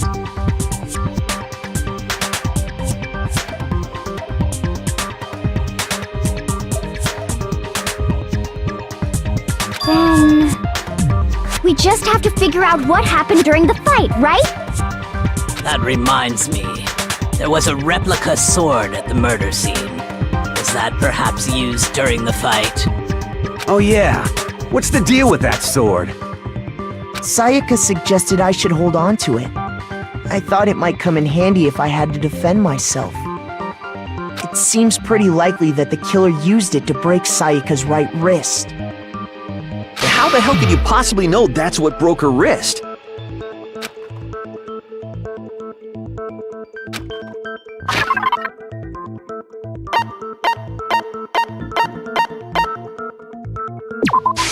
I got it! All you have to do is take a good look at her broken wrist, and it should become pretty clear.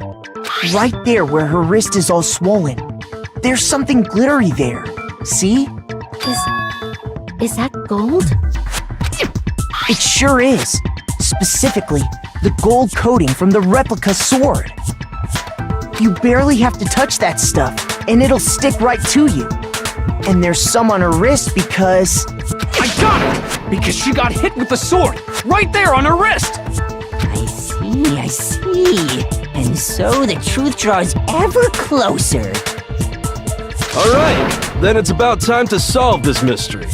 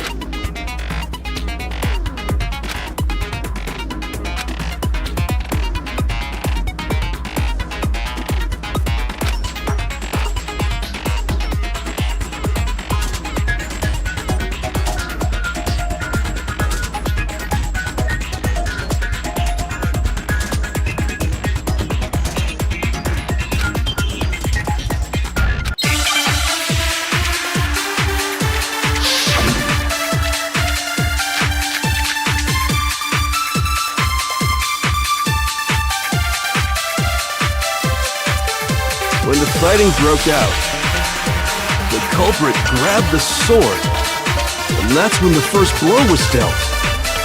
A sword-based sneak attack! And that's what broke Miss Mizono's wrist. So, she tried to fight back. She grabbed the kitchen knife she had hidden away. But then the culprit took that from her too. And they killed her with it. And that's exactly what happened.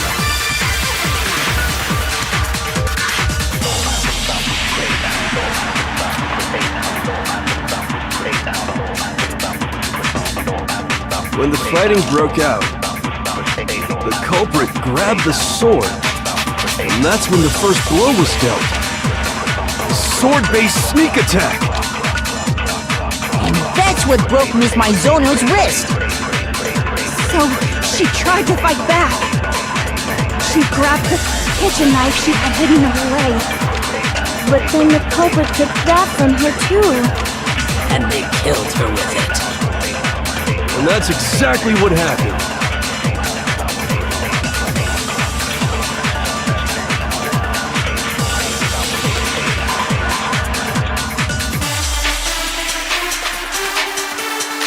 When the fighting broke out, the culprit grabbed the sword, and that's when the first blow was dealt. A sword-based sneak attack! No, that's wrong!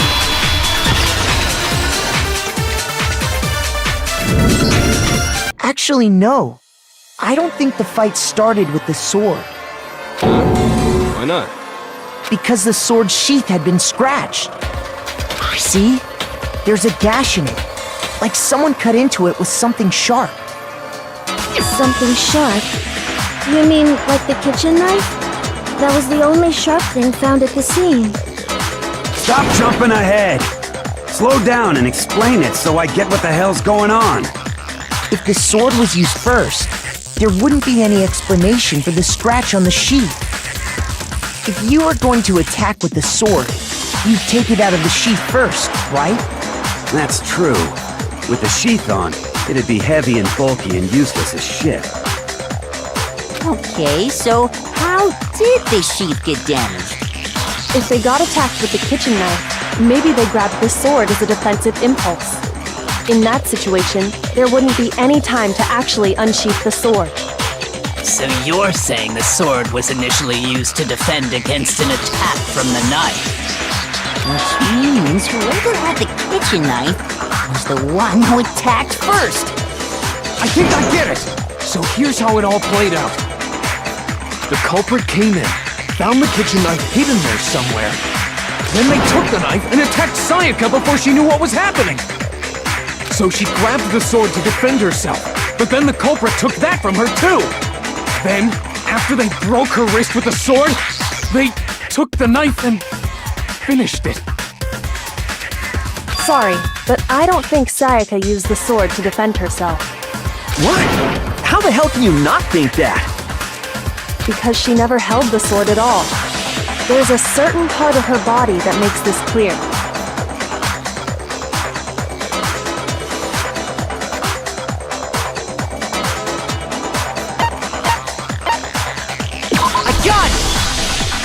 You're talking about her palms, right? The palms of her hands were perfectly clean, so I don't think she ever picked up the sword. How can you know that just by looking at her palms? Like I said before, the gold coating on that sword comes right off. All you have to do is touch it. In fact, if you look, you'll notice that a lot of the gold has already come off the handle. It's safe to assume that's because whoever used the sword got some of it on their hands. There's really no way she could have picked it up and come away completely clean.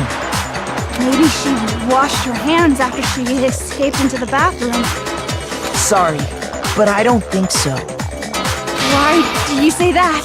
Is it because you think I'm ugly? No, that's not it at all.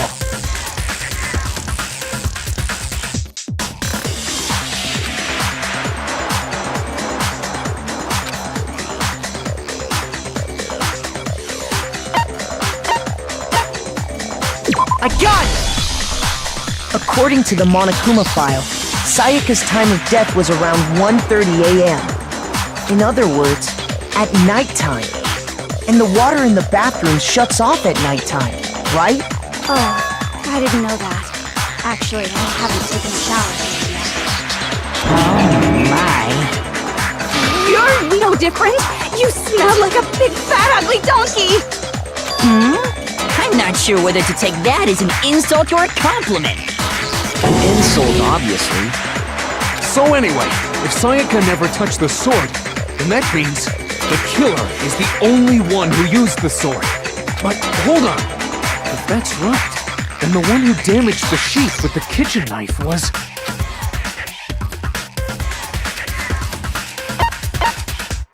I got it! Sayaka? She had the kitchen knife? But we already said that the attack started with... The person with the knife attacked first, and the sword was used as an impromptu defense. Then the one who attacked first was... Sayaka? Now do you understand? She wasn't a blameless victim in this. No, far from it. It's almost as if she'd been planning to commit a murder of her own. She took the knife from the kitchen, then invited the culprit to the room she was staying in.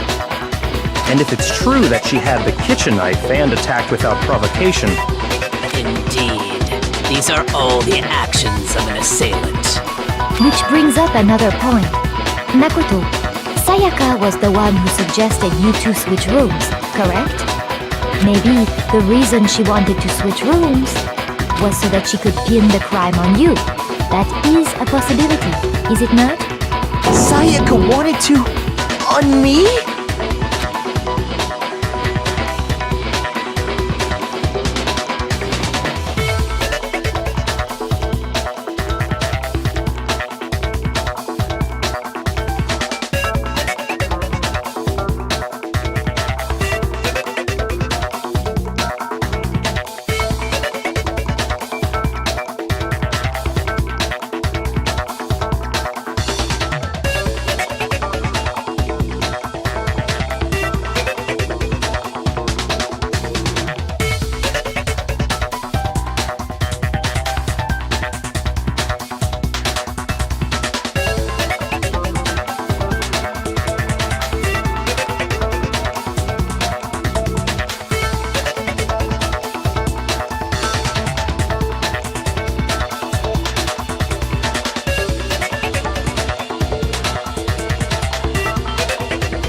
That would also explain why she would switch the nameplates.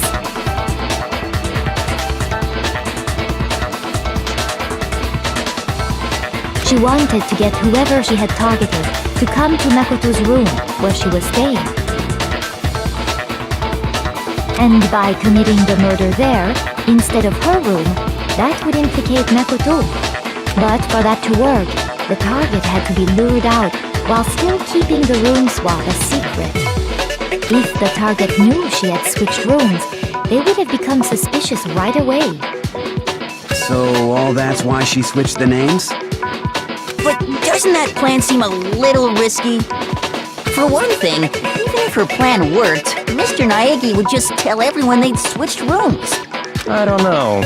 I'm not sure our soft-hearted Makoto is capable of that kind of cutthroat behavior. I'm sure Sayaka realized the same thing, which is why out of all of us, she asked him to switch rooms. Plus, she was the ultimate pop sensation. A totally forgettable kid. Or a national superstar. Who are you more likely to believe?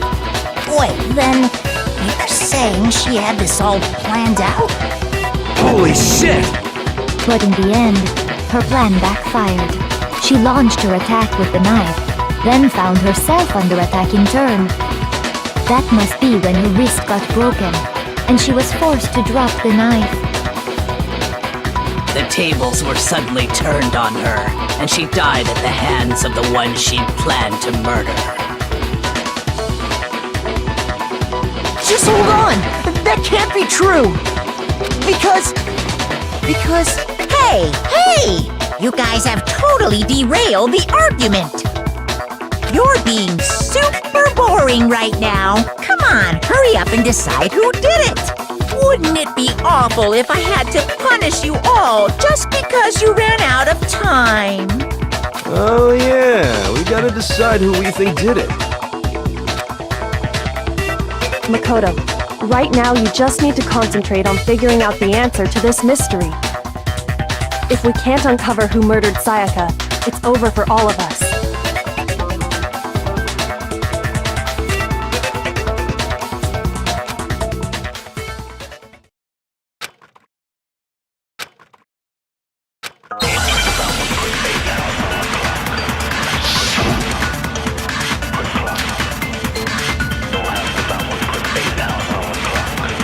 It's easy just to say, hey, decide who did it.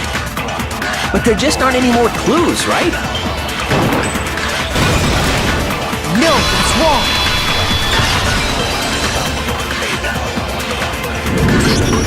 There still might be one clue left. Sayaka's dying message. Dining? Wait, what did you say? The dying message. She wrote something on the wall behind her, remember? 11037. Written in her own blood. There must be a clue about the killer hidden in there. Well, before we get too far into that, I need to ask, can we really be sure that Sayaka is the one who wrote it?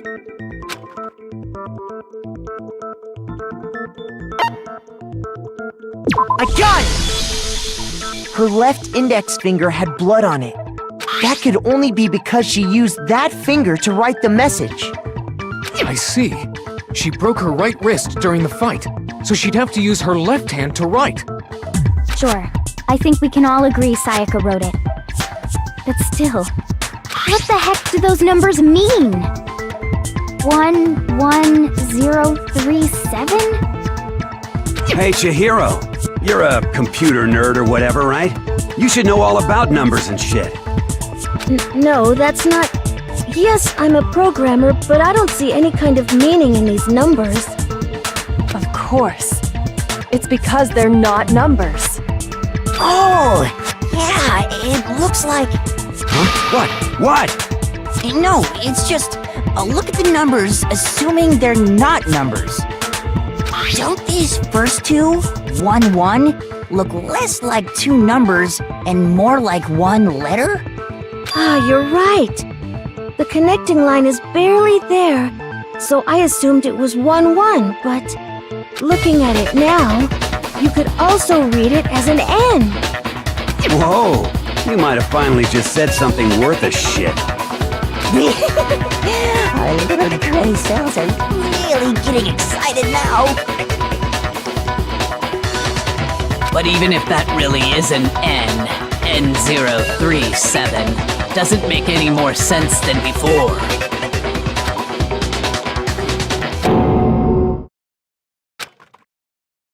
Rotate the image 180 degrees.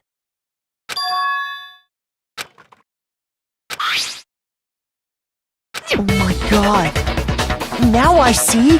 She wrote down the killer's name. Huh? You just shot past the clue part and right onto who did it. So, whose name did she write?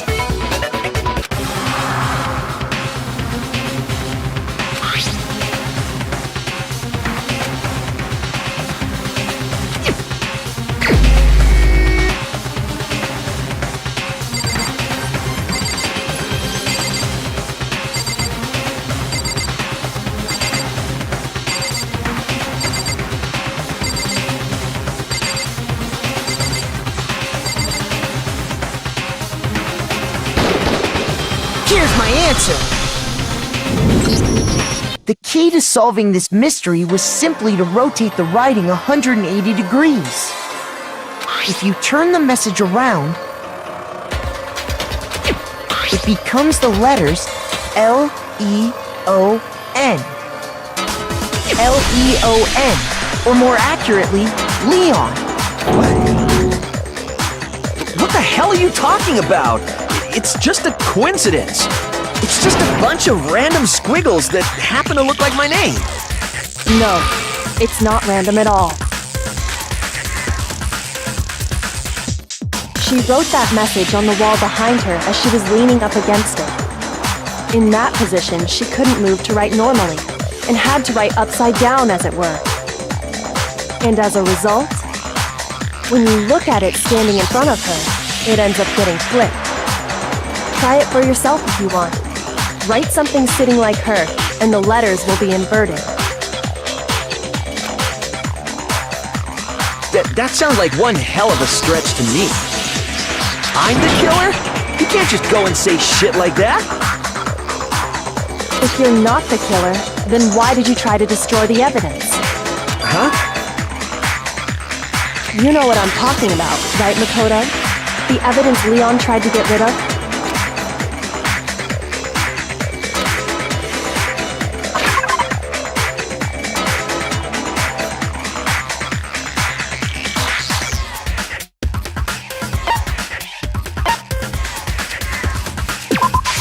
I got it!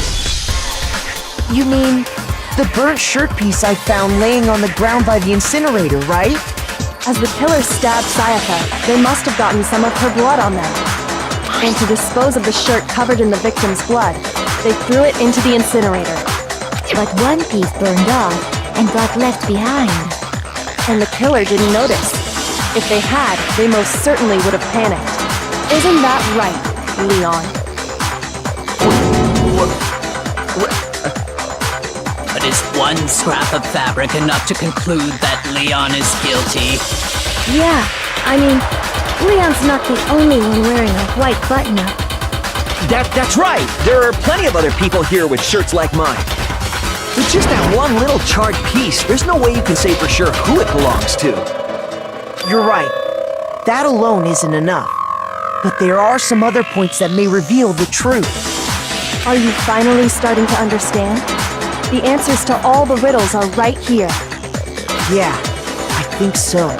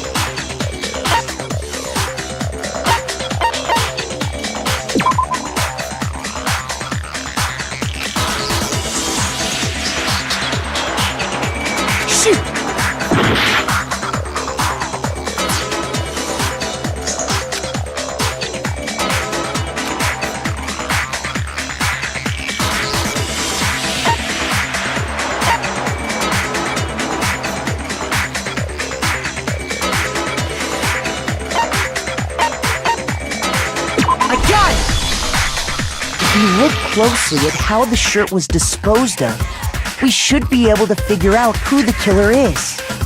Oh yeah, that's a good point. I think I know what you're gonna say. You can't reach the incinerator without opening the gate in front of the trash room, right? And obviously, you wouldn't be able to hit the switch to turn it on either. You'd need the key to get in, and the one with the key was the person on cleaning duty. So the killer had to be whoever was in charge of taking care of the trash, right? Interesting.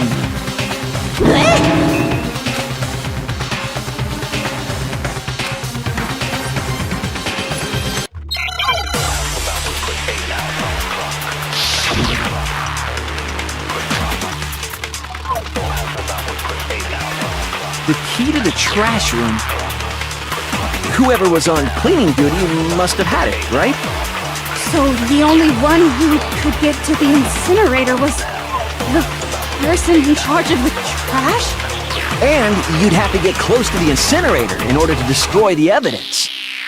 Which means the only possible suspect is whoever had the trash room key. Okay, so the person who would have had the trash room key was... Huh? Me? No!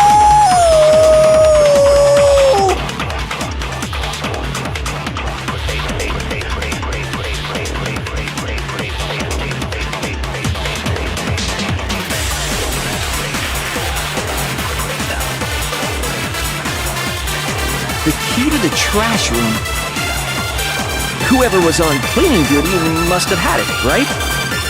So the only one who could get to the incinerator was the person in charge of the trash? And you'd have to get close to the incinerator in order to destroy... No, that's wrong!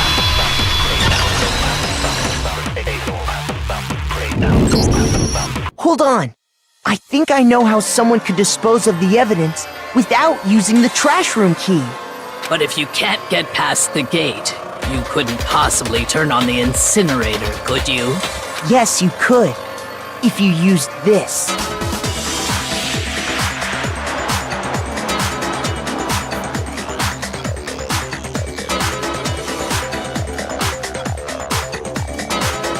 What is it, some kind of glass ball? It's busted to hell. Actually, it was supposed to be a crystal ball, but, But how would you use it?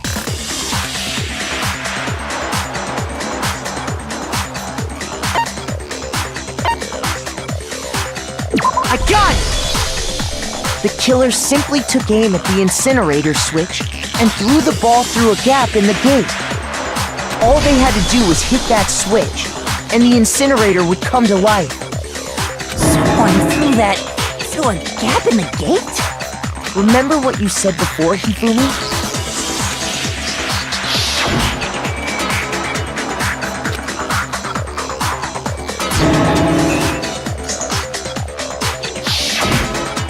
Hifumi had the key, so the only way the incinerator could have been turned on without his knowledge was because the killer was able to hit the switch without opening the gate.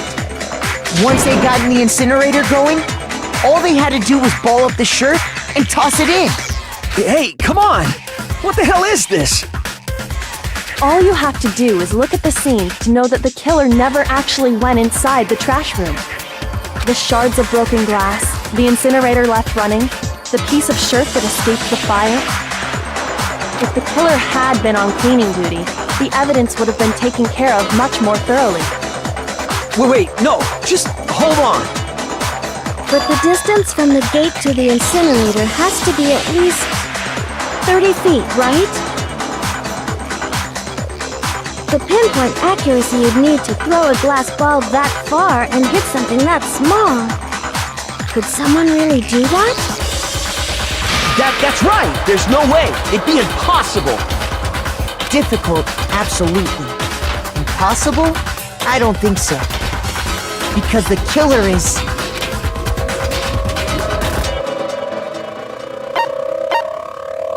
I got it! Because the killer is the ultimate baseball star. Isn't that right, Leon? Do you have any idea how stupid you sound right now? A target 30 feet away would surely be little challenge for the ultimate baseball star. You can't be serious. I'm not the killer! These goddamn shipper brains have got it all wrong, I'm telling you!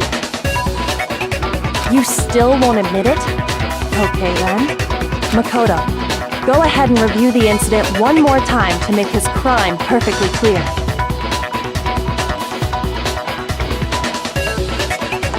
And with that, we can end this.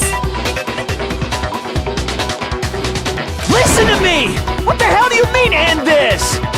Say what you want, Leon, but all the questions have been answered, and the truth has been revealed. Now here's what happened.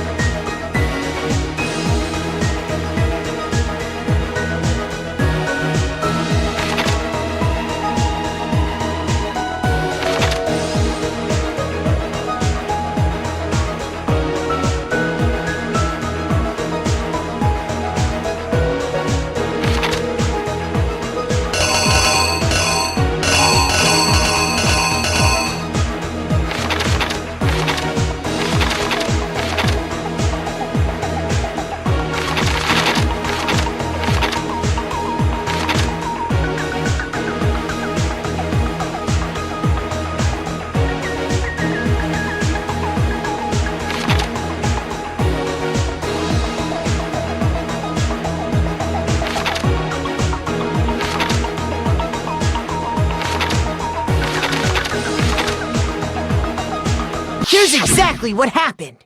I think I'd better take one more look back at the case from the beginning.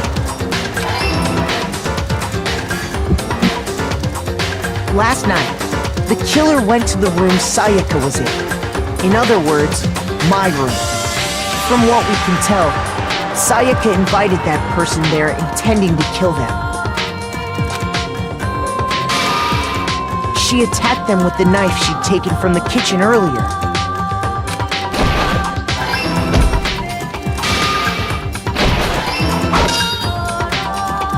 But then something happened that she wasn't prepared for.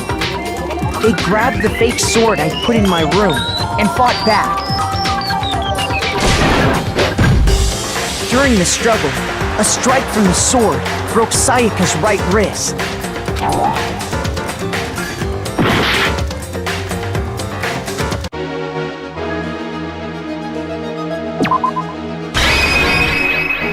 The killer is you! During the struggle, a strike from the sword broke Sayaka's right wrist. And that's when she lost her grip on the kitchen knife. Finding herself cornered, Sayaka panicked and ran into the bathroom. The killer went after her, but couldn't get the bathroom door open.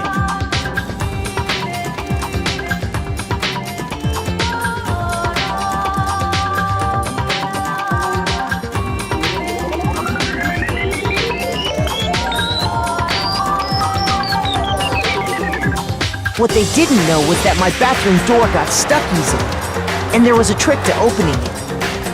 Sayaka knew about that because I told her, but of course the killer had no way of knowing.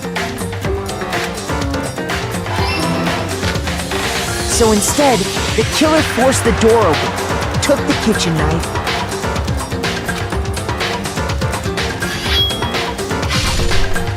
and stabbed Sayaka.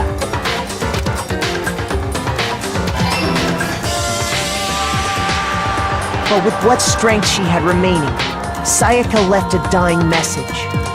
To keep the killer from noticing, she wrote it on the wall behind her.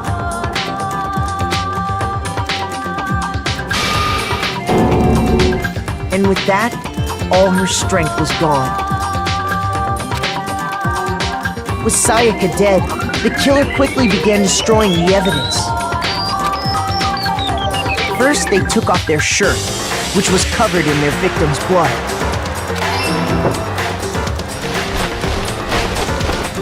Then they took the lint roller in my room and cleaned up the entire area. They wanted to make sure they got rid of any trace they'd ever been there.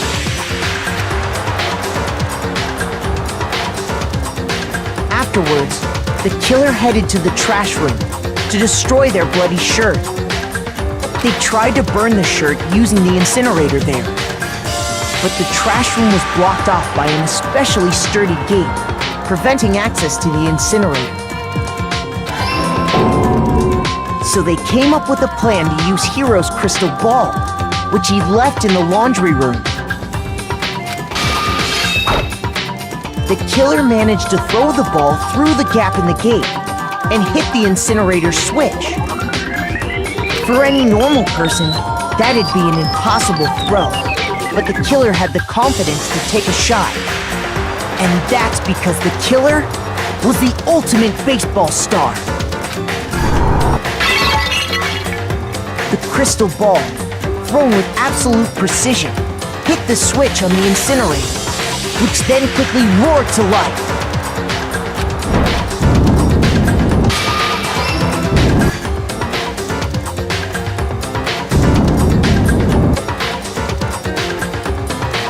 Having destroyed the final piece of evidence, they left the area with, I imagine, a sigh of relief. But there was one thing they missed.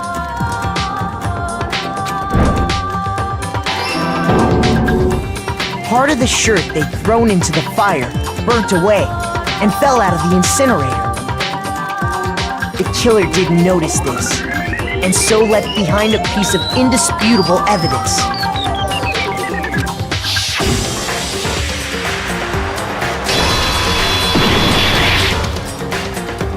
that right, Leon?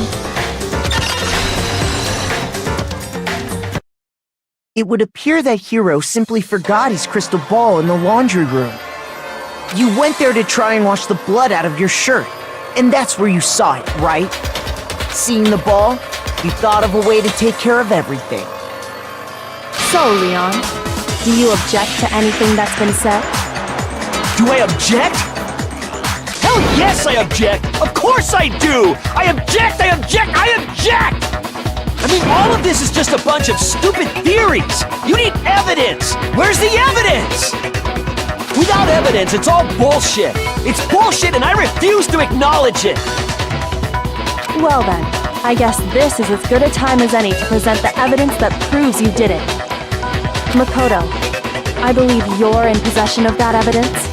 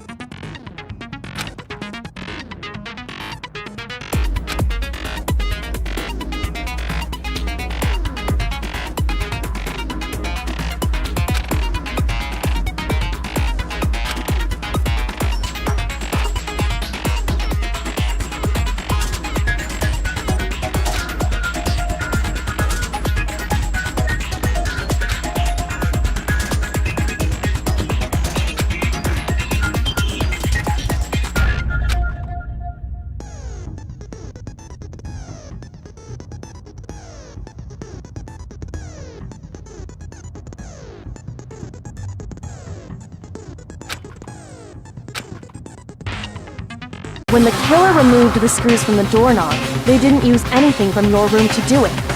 Instead, they must have used something that belonged to them. I refuse to acknowledge you! You're stupid! Stupid, stupid, stupid!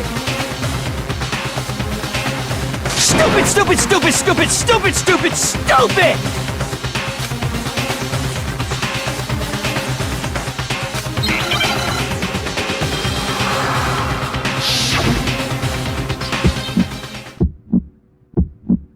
Where's your proof? You kidding me? Not a chance! It wasn't me! Stupid! You lied! Stop talking! Shut up! Where's your proof? You kidding me? Not a chance! You lied! Shut up! Where's your proof? You kidding me? Not a chance! It wasn't me! Stupid! You lied!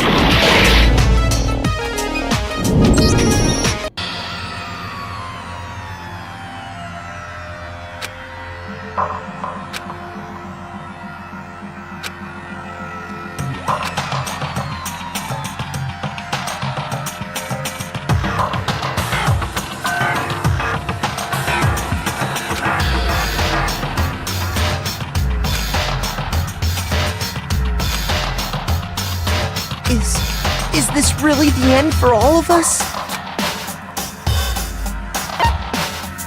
I refuse to give up yet!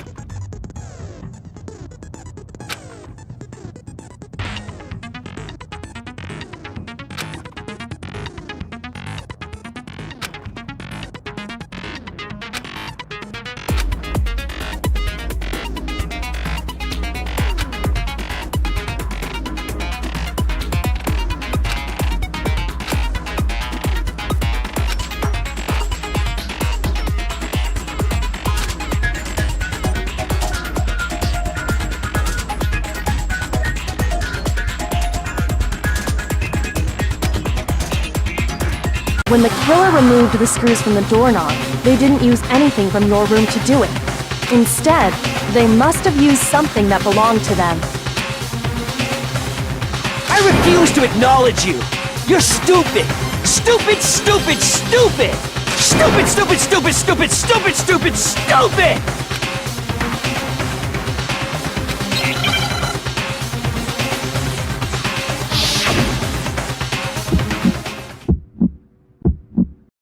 Where's your proof? You kidding me? Not a chance.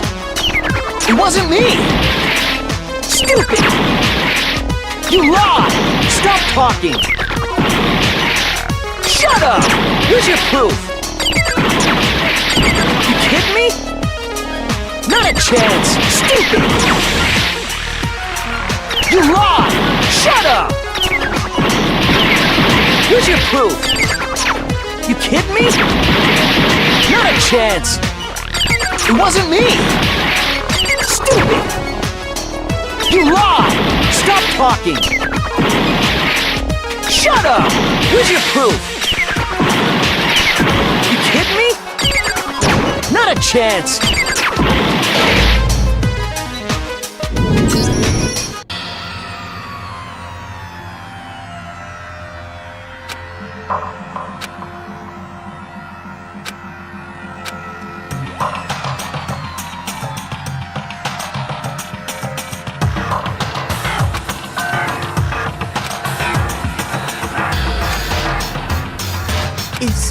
Is this really the end for all? I refuse to give up yet!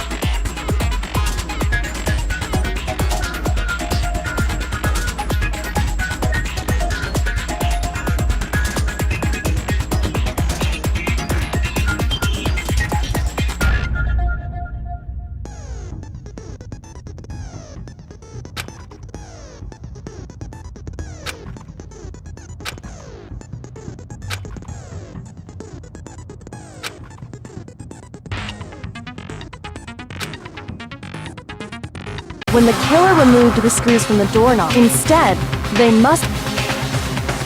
I refuse to acknowledge you! Stupid, stupid, stupid, stupid, stupid!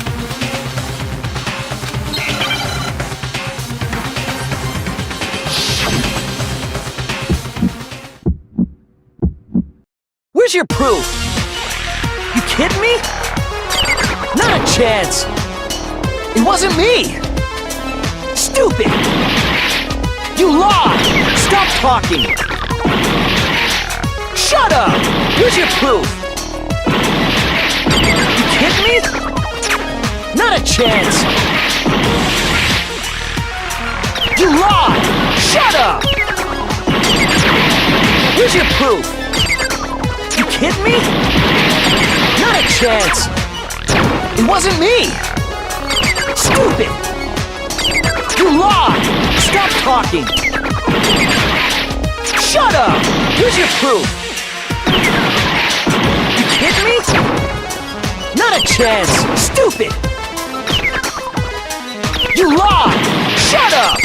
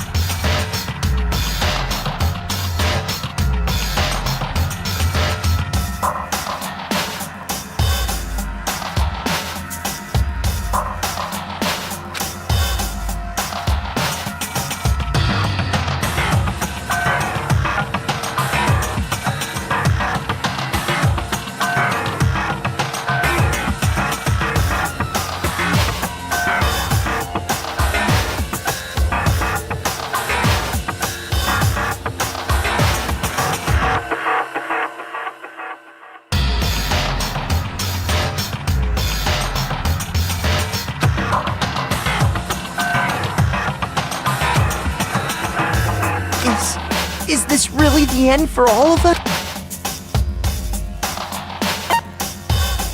I refuse to give up yet!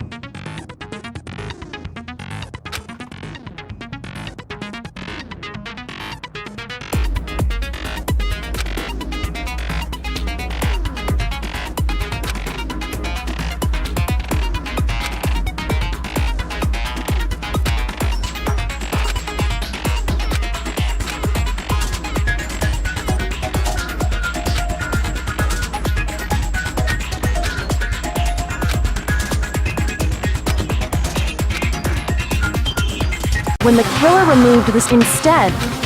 I refuse to acknowledge... Stupid, stupid...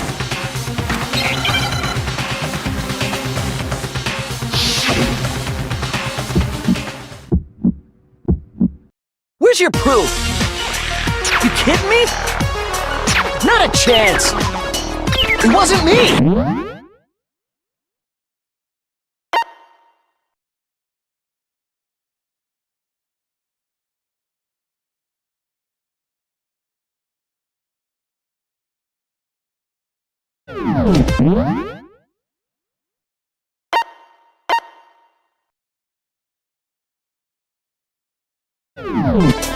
Stupid! You lied! Stop talking! Shut up! Here's your proof! You kidding me?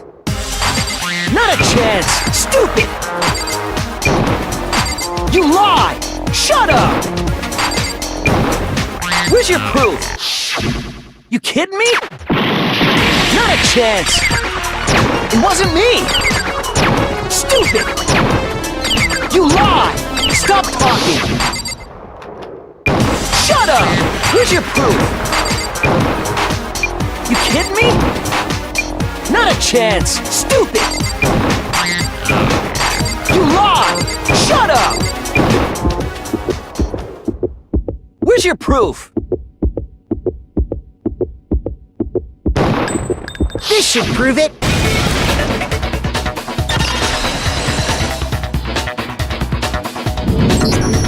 The screws on the bathroom doorknob were removed.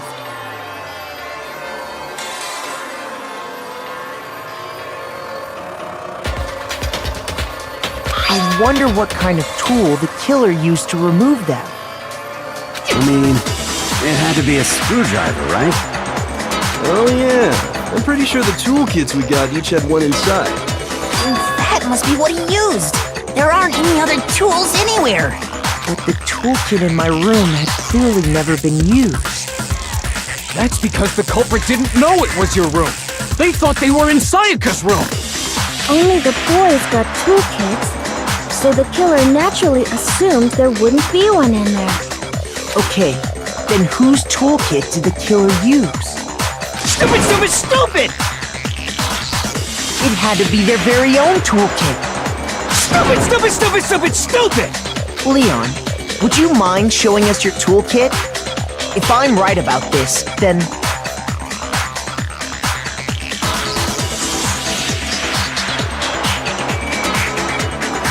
the screwdriver will show some evidence of being used. Stupid, stupid, stupid! Huh? And if you say you used it for something else, you'll have to explain exactly when, where, and why. And let me say this right now. I lost it isn't an excuse at this point. Stupid! Stupid!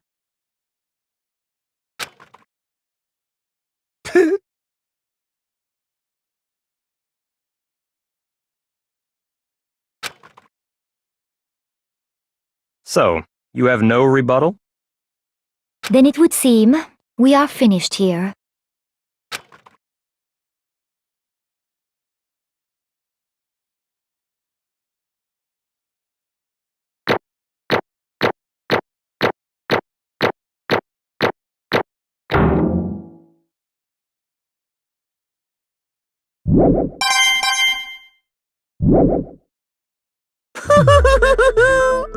Looks like you've reached your verdict. Then are we ready to cast our votes? You all have a lever in front of you. Use it to make your selection. Oh, just to remind you all, make triple sure you vote for someone. You wouldn't want to be punished for something so minor, right? Okay, then let's get excited! Who will be chosen as the blackened? Will you make the right choice or the dreadfully wrong one? What's it gonna be? What's it gonna be?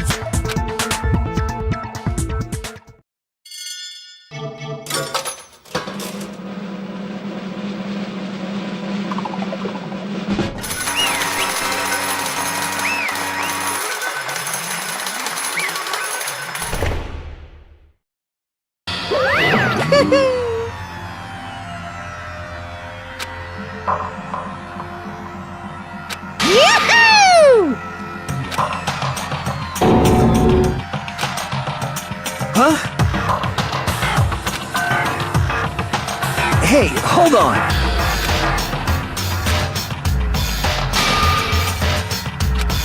But...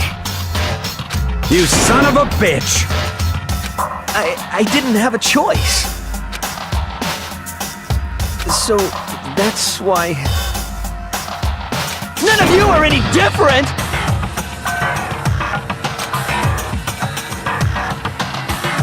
I was just... unlucky. That's all. Hey! Come on!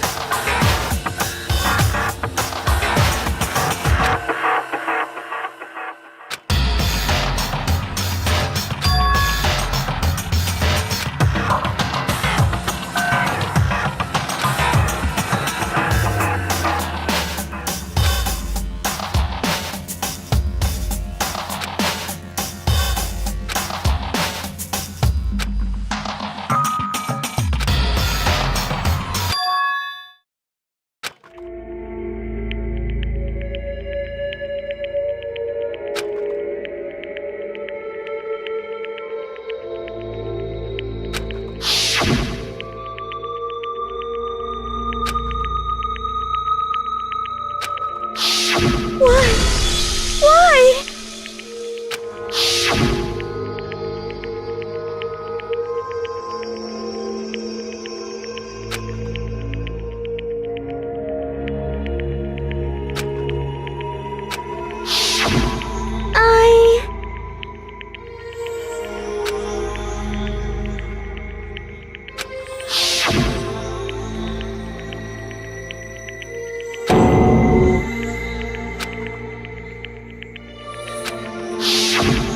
No matter what happens, please always be there for me.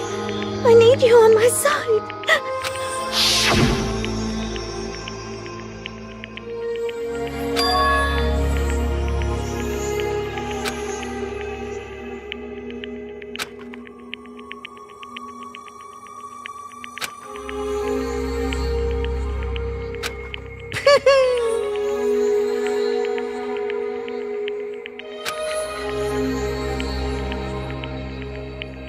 Ba-bum, ba-bum.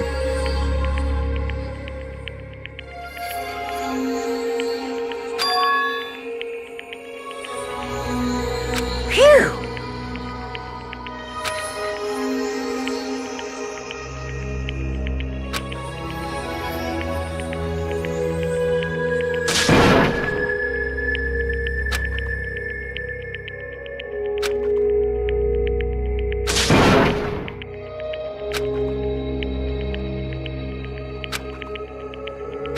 That's enough.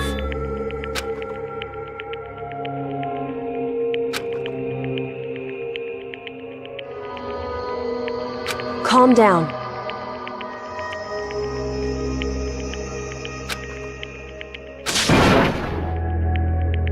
Ba-bum, ba-bum.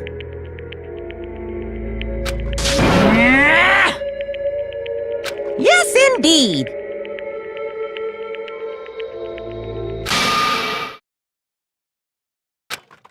Punishment? You mean execution? Wait a second! Yeah, that's it. Is that okay?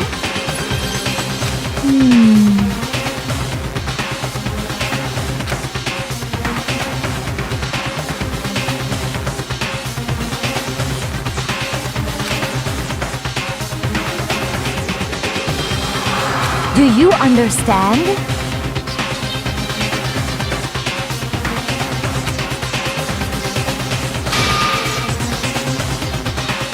So, that's why...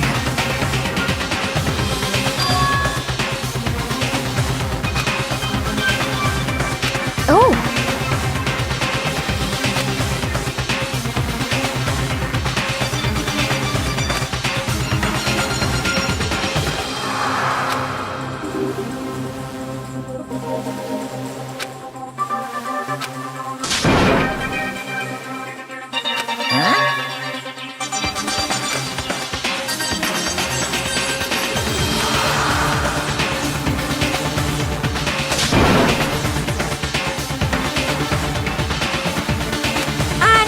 Unbelievable.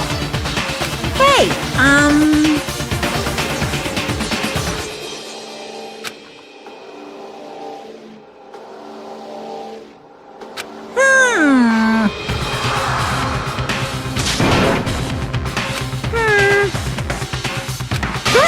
Chills! Kills!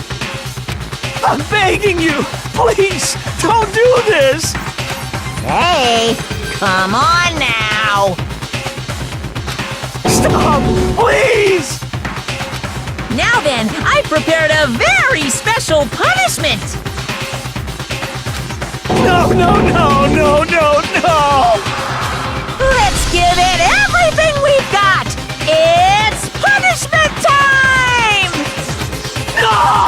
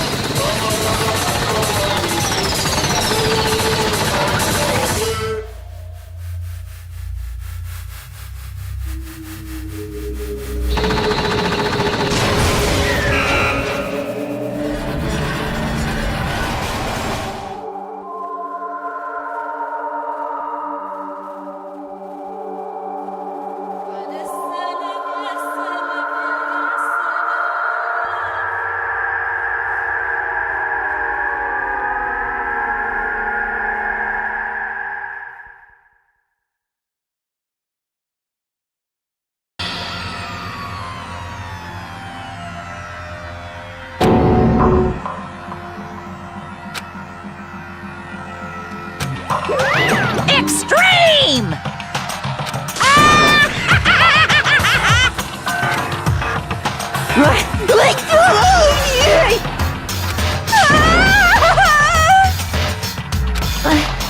I can't take it.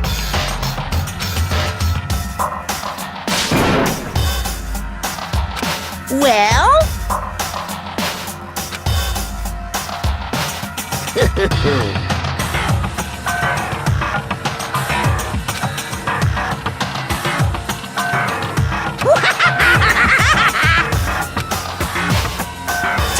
Damn you! What the heck? Say what? Well, Hey,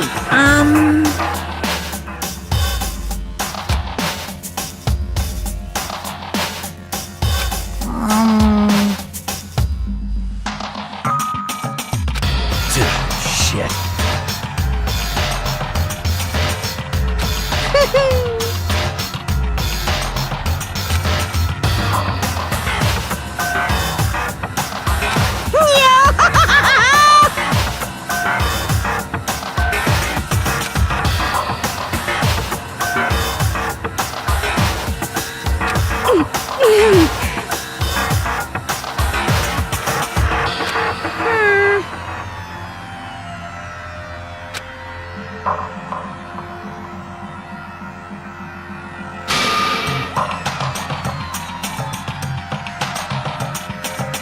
What does this mean? Hey,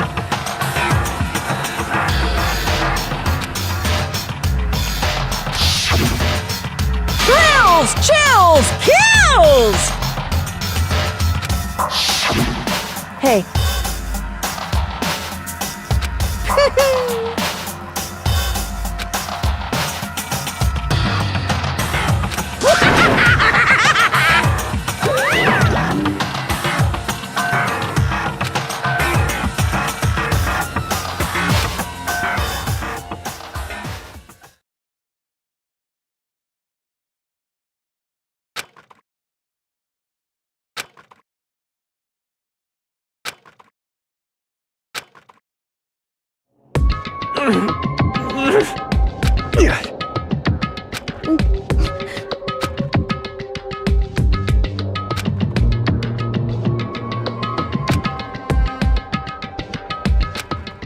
Just a second.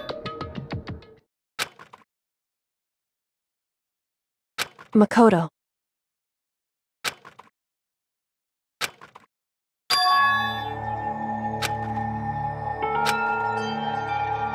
Listen.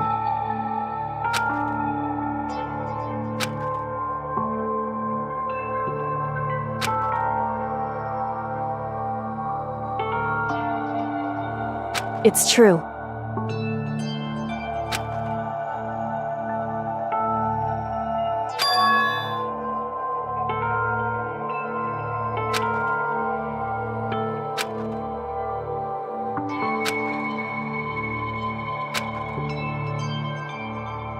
However,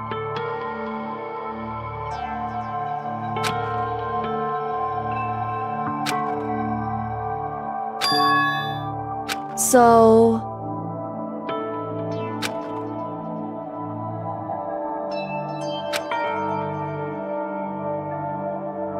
certainly. Anyway,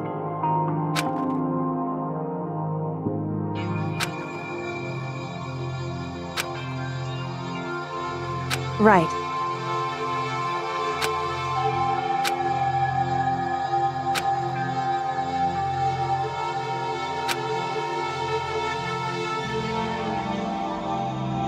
Correct.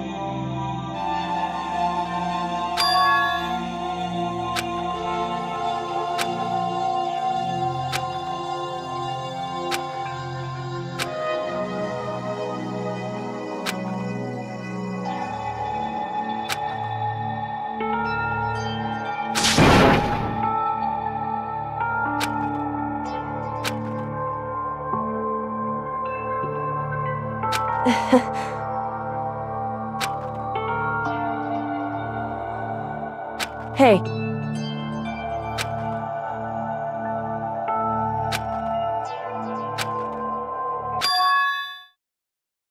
What?